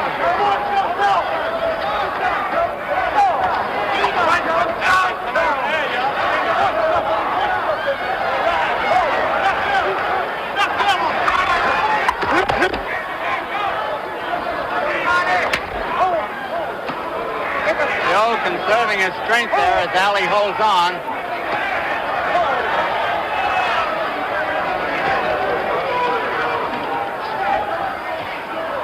Joe trying to set him up for the left hook, and Ali knows it. And again is beating him to the punch constantly.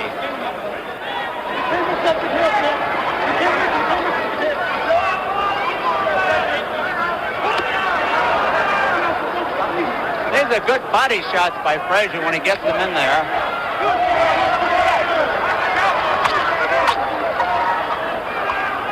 Joe coming in faster. A minute to go in the round.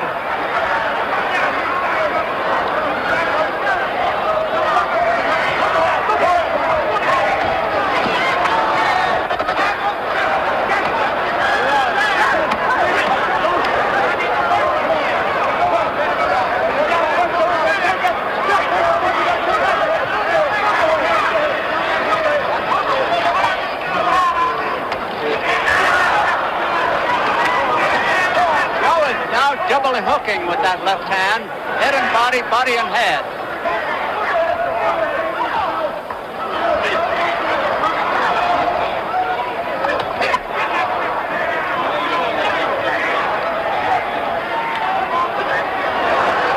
Round almost over.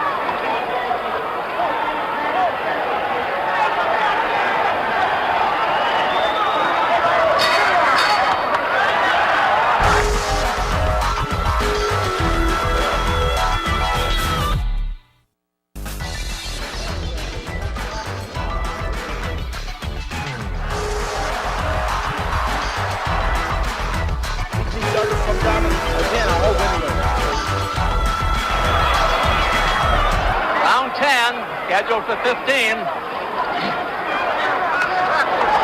Ali setting himself to punch harder in this round. Ali going flat-footed.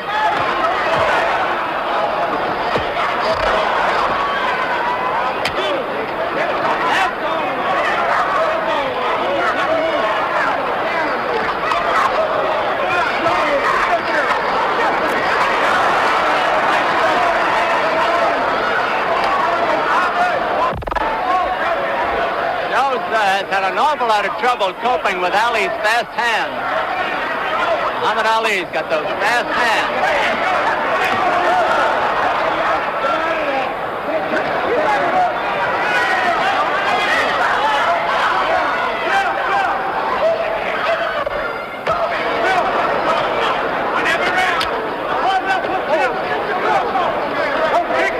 2 minutes left in the round.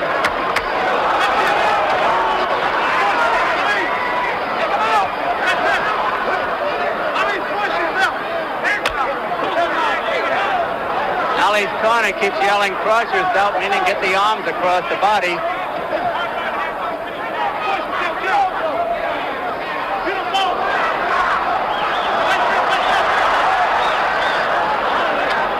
Frazier doesn't get the clean shots at Ali that Ali gets at him.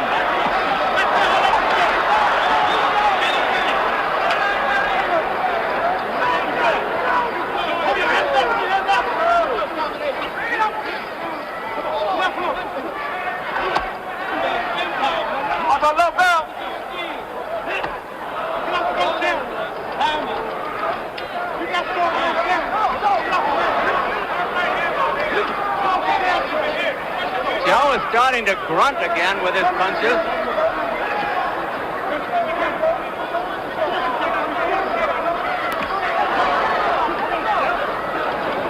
Ali doing the holding again.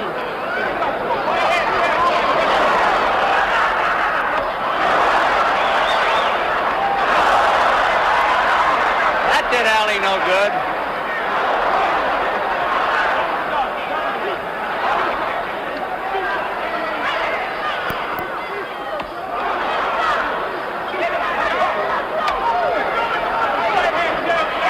Seconds to go in the round.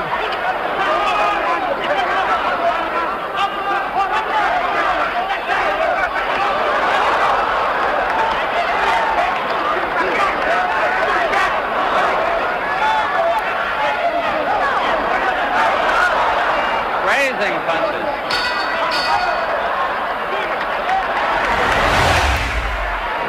11. 5 to go. Ali alternately dancing, fighting flat-footed, and going to the rope.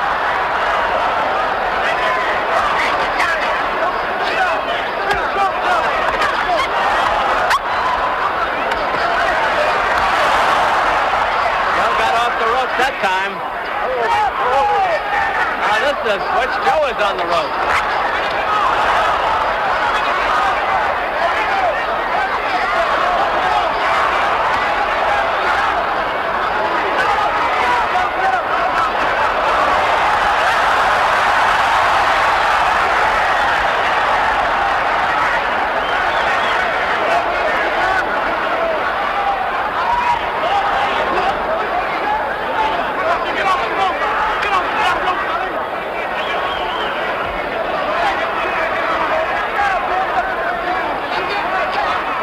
Super fight all the way here in the Philippine Coliseum. So far, a good round for Ali.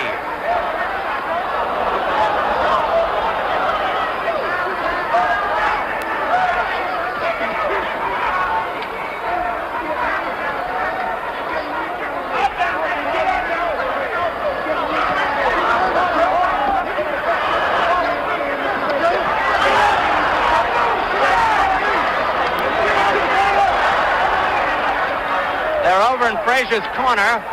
Referee trying to get them out of there.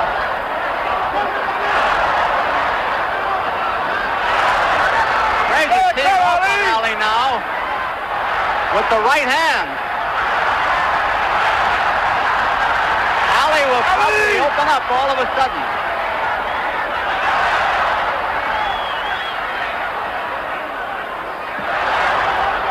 A minute to go in the round.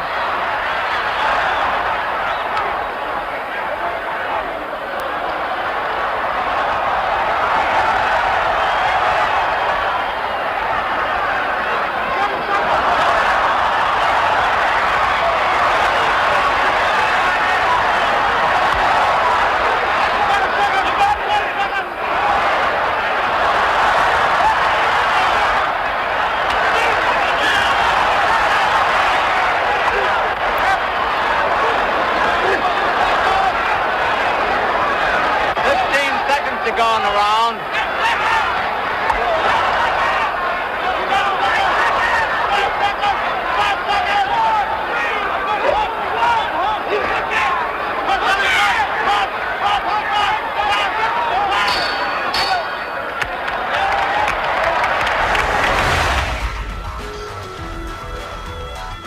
We're back here ringside on ESPN Classic. Again, it's the Thrilla in Manila, an oppressive heat in the Philippines in September of 1975. The heat, again, beginning to sap the strength of both Ali and Frazier. Here's Ali's physician, Dr. Ferdy Pacheco.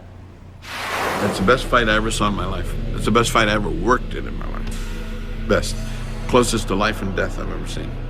Closest I've ever come to what I think we all hope to see when we go see a sports event. To equally match fighters at the top of their form, with an intense competitive edge on each other, if not dislike, actual hatred, if you will. But Joe hated him. But competitiveness. Turned loose in an inhuman condition. So hot, so humid, with people packed so closely that it didn't seem that you could survive that. Just fighting it didn't seem like you, so much less punching each other to death. And so at first it seemed like Ali was going to knock him out again. Then Joe didn't get knocked out. Then Joe came back. And then it looked like Ali was going to have to quit in the corner because he was getting so beat up. He couldn't breathe. He couldn't catch his breath. He said in the corner, "I feel like I'm dying. This must be what death feels like." Angelo, how bad was the heat that day? Well, oppressive. I mean, I collapsed after the fight, practically falling down the steps with the heat. Just going up and down steps, and those two guys whacking on each other. And I tell you, it was remarkable how those guys could go through that fight. What was your thought? Again, we know, of course, how this turns out, but what was your thought? Was there any point in the fight where you thought maybe you might want to stop your guy? The 11th round, when he mentioned, about all the oppressive heat and everything else, I tell him, okay, now we separate the men from the boys. Pick it up. He picked it up. Easy for you to say. Yeah, easy for me, not difficult. You're saying the sweat was such that it was pouring into the gloves, so the gloves became heavier. Explain that. If you look at the gloves in close, you'll see they're like lumps. They were all soggy from water, sweat. It went through. So that's why I put Vaseline on the gloves to stop the water from going into the gloves. That's why you see guys put the Vaseline on it to preserve it so water won't go through. But they were waterlogged, those gloves. Let's take a look at round 6 right now, and Al, take a look with us here, and let's break this down again. As the fight goes through, we're going to pick it up in round 6, and the hook keeps coming up furiously from Joe Frazier. This was the part of the fight in which Joe Frazier really started to come on. Ali was employing the rope-a-dope, but the interesting thing is we saw in this sequence, even when Ali is in the center of the ring, he's not landing as much, and there we saw a counter left hook from Joe Frazier. So to me, this round 5 through about round 10 or 11 is where Joe Frazier, I think, distinguished his career. I believe those 5 or 6 rounds, more than any rounds Joe Frazier ever fought in his life, tells you the testament of the man. You know what's amazing is that these two men are dealing out this punishment and taking it from each other. And I'm not sure, and Angie, you're going to correct me if I'm wrong, that not only was this a highlight of their career, it well could have been the end of both of their careers. They never were the same again. Amen. You're right. Talk about that, Angelo. How much did this take out of Muhammad Ali? Took plenty out of the guy because it saps your strength. I mean, the harder he tried, the harder the other guy tried. Tremendous competitors. This match was a match made in heaven. That's why it was always considered. Yeah, and Joe only fought 2 more times after this fight. I mean, so I think about that. Yeah. Brilliant as it was the end of their careers effectively. Angelo, even with all the rounds and all the training and all the running, this night took that much out of Muhammad Ali? Oh, God, yes. God, yes. It was a strength sappy type of fight, really. All right, we're going to pick it back up again. We'll get back to the Thrilla and Manila, the final rounds, right after this.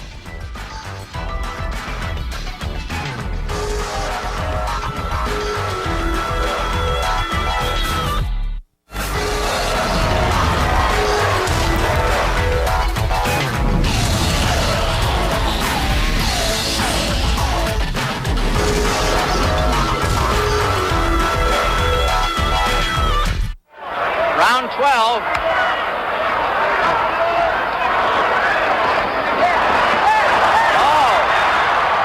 Ali starts the round, every round, scoring heavily.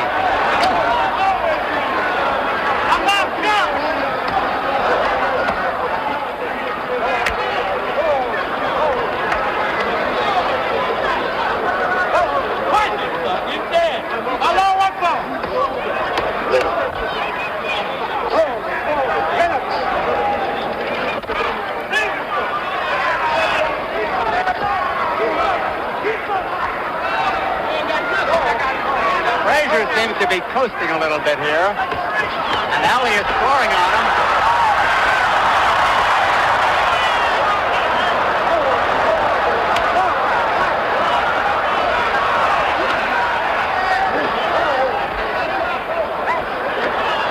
Two minutes left in the round.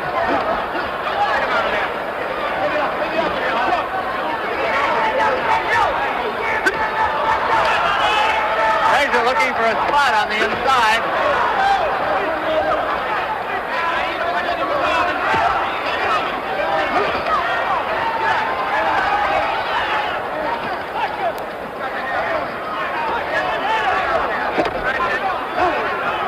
The round half over.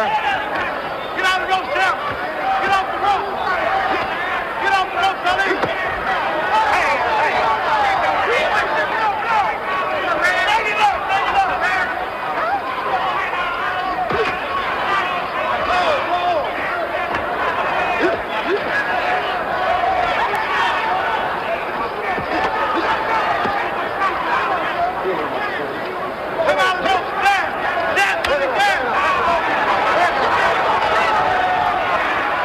A minute to go in the round. Frazier seems to be bleeding from the mouth. First sign of blood in the fight.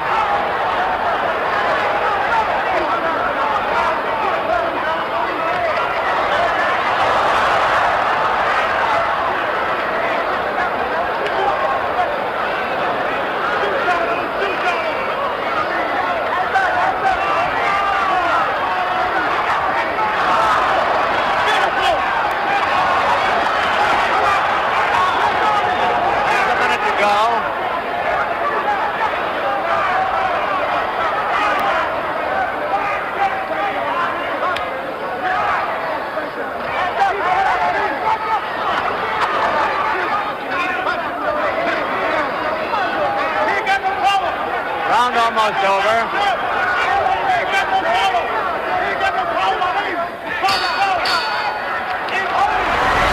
Welcome back to Gleason's Gym. We're through 12 rounds of the epic finale to the Ali-Frazier trilogy, The Thrilla in Manila. In the book, Muhammad Ali, in retrospect, Ali said, "Of all the men I fought, Liston was the scariest, Foreman the most powerful, Patterson the most skilled, but the toughest was Frazier. He brought out the best in me, and the best fight we fought was in Manila. God blessed me that day. It was like I took myself so far, and God took me the rest of the way." Stay tuned for the rest of the fight and more memories of this historic bout. This is Ringside, right here on ESPN Classic.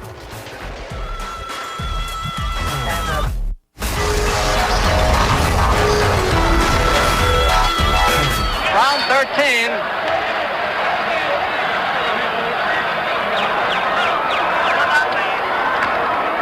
Ali trying to set the pace again.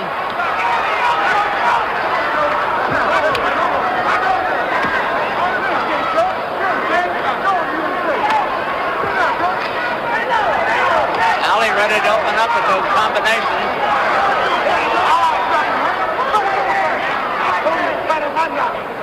Both boys slow down for a moment.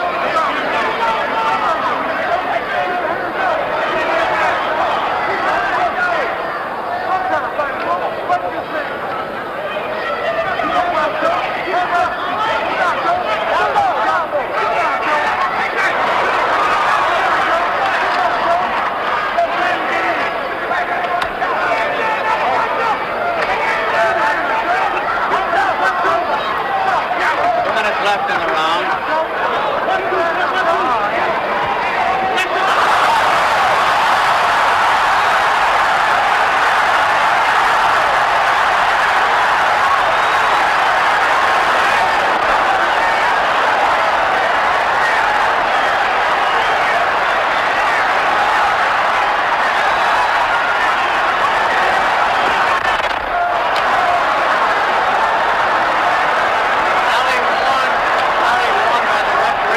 Around the neck.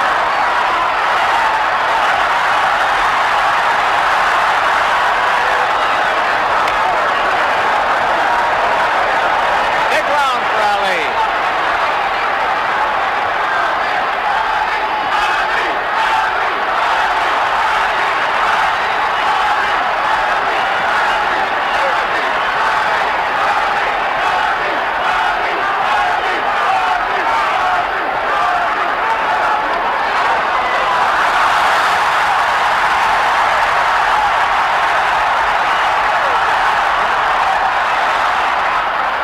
Ali slips.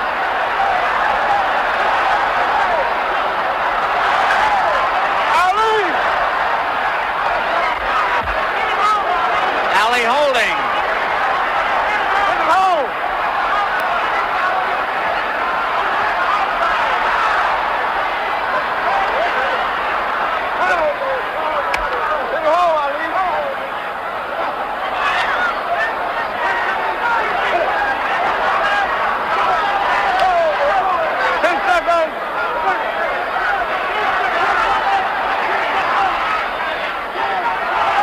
Frazier looked awful tired, is puffed around both eyes now.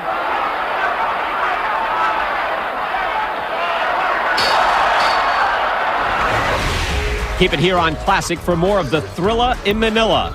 Angelo Dundee, Al Bernstein, and Bert Sugar will share commentary on the aftermath of one of the landmark fights in boxing history. This is Ringside, Muhammad Ali, the final chapter.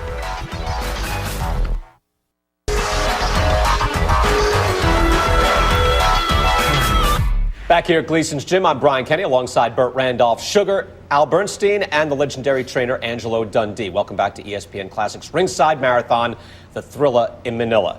It, of course, more than lived up to its incredible hype, and as we head now to the conclusion of the fight, Ali and Frazier have pummeled each other for 13 rounds. We now return to the fight with the bell tolling for the 14th round.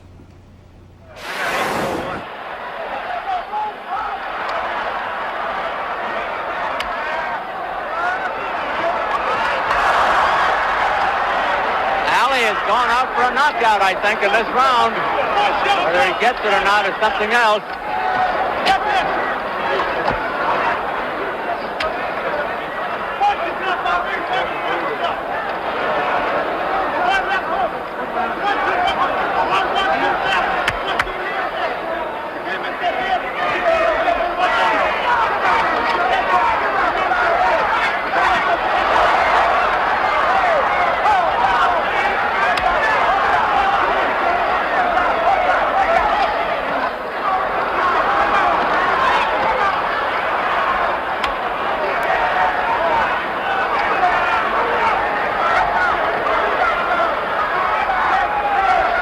about the interview in the ring?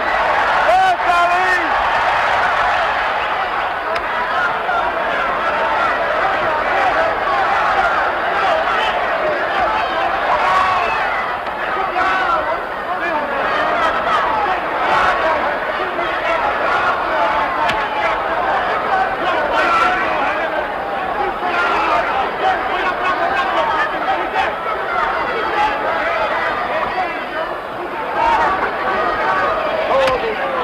Frazier doesn't have the firepower that he had in the middle rounds.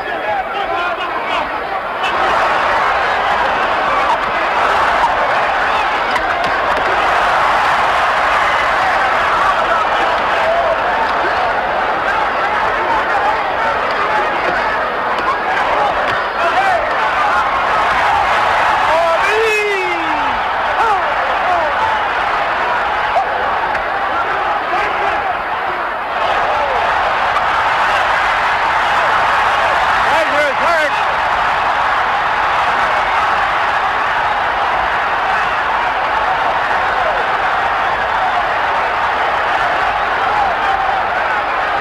Frazier's badly hurt.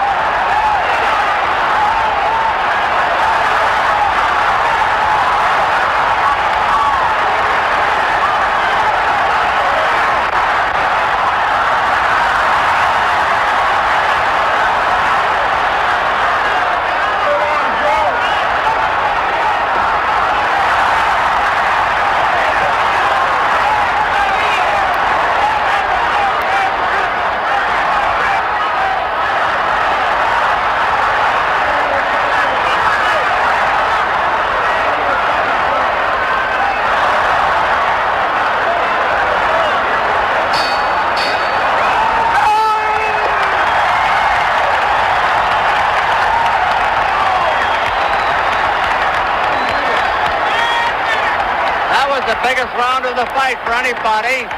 Frazier was within a punch or two of going down.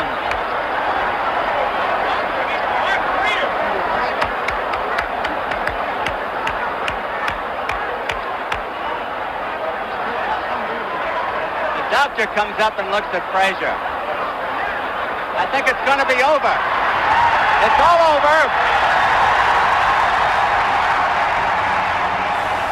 There it is. The Hall of Fame trainer Eddie Futch stops the fight after 14 brutal rounds. Angelo, what's your reaction? We could see you there in the tape. What's your reaction when you get the word this thing is off? Well, he seen it first, the Muhammad. He was looking across the ring, and I spotted. And then he got up, and it's all over. And what's your feeling? There was a feeling of elation, because what the heck, that kind of a fight, and come out with the winner. Elation or relief? Relief, elation, put it in where you want. But the point was, I felt great about it.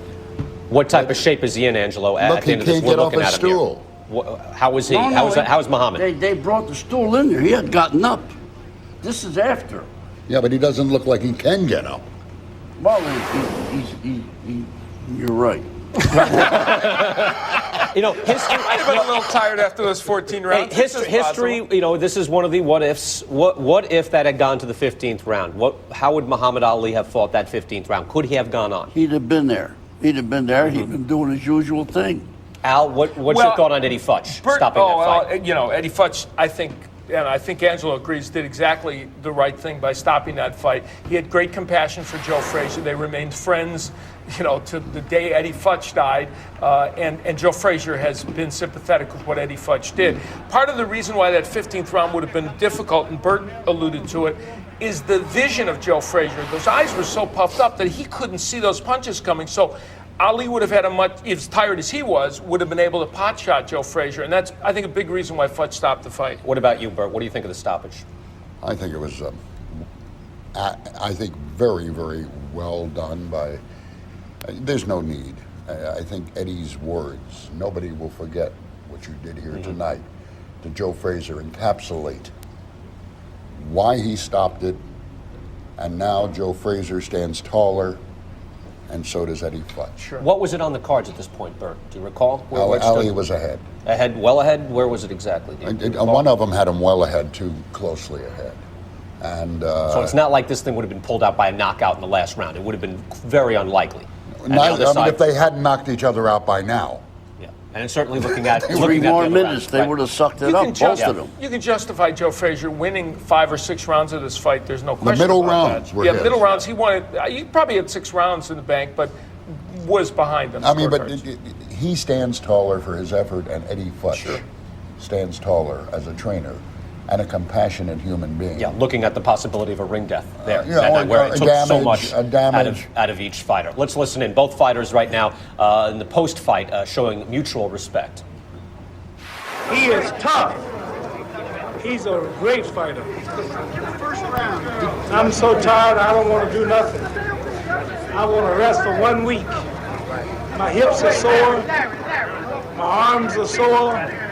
I thought that my man fought a good fight, and I guess we'll be beating each other sometime again, I hope anyway. But when you see him and I, it's always to be a fight, that's a promise. Wow, there's a lot of fight in that man not too long after that fight. And you know what that did? That comment by Joe means that forever Joe Frazier and Muhammad Ali, or Muhammad Ali and Joe Frazier, are hyphenates. You will always associate one name with the other because of that fight and the comment. That's Al. Before we get to Angelo, your thoughts on what? I know I haven't seen that before. No, me neither. And it is intriguing because it speaks to what you said, the indomitable spirit of Joe Frazier. And I think that indomitable spirit is what, as Angelo said, maybe they didn't even overlook when they took the fight, but a lot of other people did. The fact that, and Mark Cram wrote it very well in a Sports Illustrated article when he said, you can see Joe Frazier's head hanging out there in the public square, and you think you have him, but you don't. And I thought that was a very good way for him to put it. He never quits. All right, we're going to take a break right now. We'll get back. We'll get Angelo Dundee's comments on why go on. What did it take out of Muhammad Ali and after the Thrilla in Manila? We'll be back after this.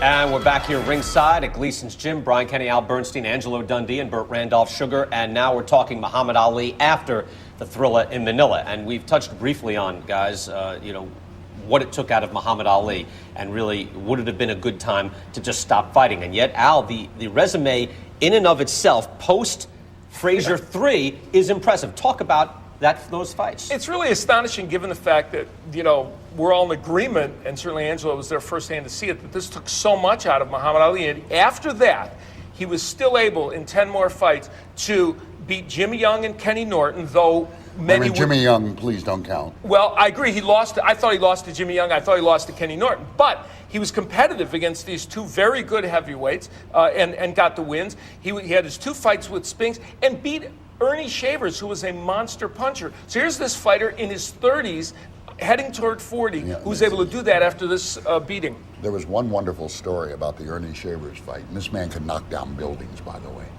This might have been, if not Max Baer, maybe the greatest one-handed, right-handed hitter in the history of boxing. But that was a fight that was scored on television by NBC. And Angelo Dundee, if you know him, is a fairly smart man. And he had somebody in the dressing room running back and forth with a score after every round, which was not shown in the arena. So that he knew at a given point in this fight how far Ali was ahead of Shavers, the Acorn. So that he told him, just don't get knocked out. You get 3 rounds to go. So you were getting your reports, Angelo? Yeah. The guy was Eddie Arica, a friend of mine from Baltimore. He was down there watching the preliminaries with me. I said, you know what? If they're going to show the score in the main event, you could let me know after every round what happened. So if you know the garden, you go to that where fighters come in from the entrance. So he would come up and stand on top of the steps. I'd look at him, he'd go. right. I had the score. So everybody was wondering why Angelo Dundee was smiling all night. I'm in the corner, I'm a happy pig, I'm getting all the scores. How hurt was Ali by Shavers early in that fight?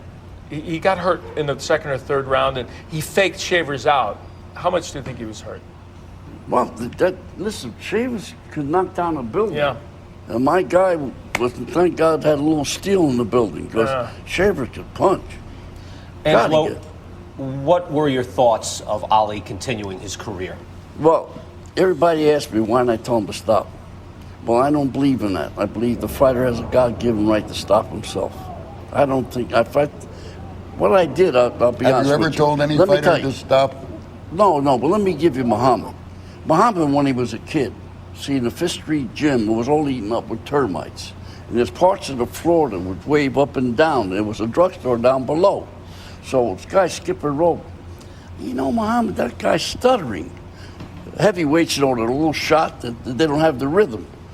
So I'm riding in the car with him near the end, and I'm in the back seat, and I'm going, he's starting to stutter. I said, no kidding.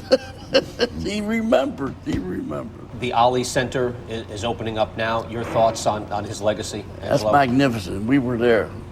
And it's magnificent. It's an $80 million building. And it's a memorial for this kid. It couldn't happen in a better place, Louisville, Kentucky. The people putting up this building, they're geniuses. Oh, it was wonderful. All of them in their own rights. And a minor plug. They asked everybody. Some of the fighters showed up. The one champion who donated money, $250,000, should be acknowledged. His name is Lennox Lewis. Lennox Lewis. Really? Ali was his hero, as he is so many people's. And Lennox responded with a donation. Because Muhammad Ali has meant so much to so many. And Lennox Lewis, I always didn't like him because I felt he didn't give. But he's a wonderful man. I got very friendly with him, just talking to him. Yeah, that's what, we talk about cleaning out the division, which Ali did multiple times. Yeah, Al, Lennox did that. That it took a while by the time he fought everybody, but finally did do that. He really did, and as you point out, any fighter that can do that, we talked about Ali doing it at a later stage in his career, it's very special. He and did really, it if you want to say times. Ali did, yeah, that's a good point. He did it 3 times. Yes, he did. All right, guys, enjoyed it so much. Thank you very much. Al Thank Bernstein, you.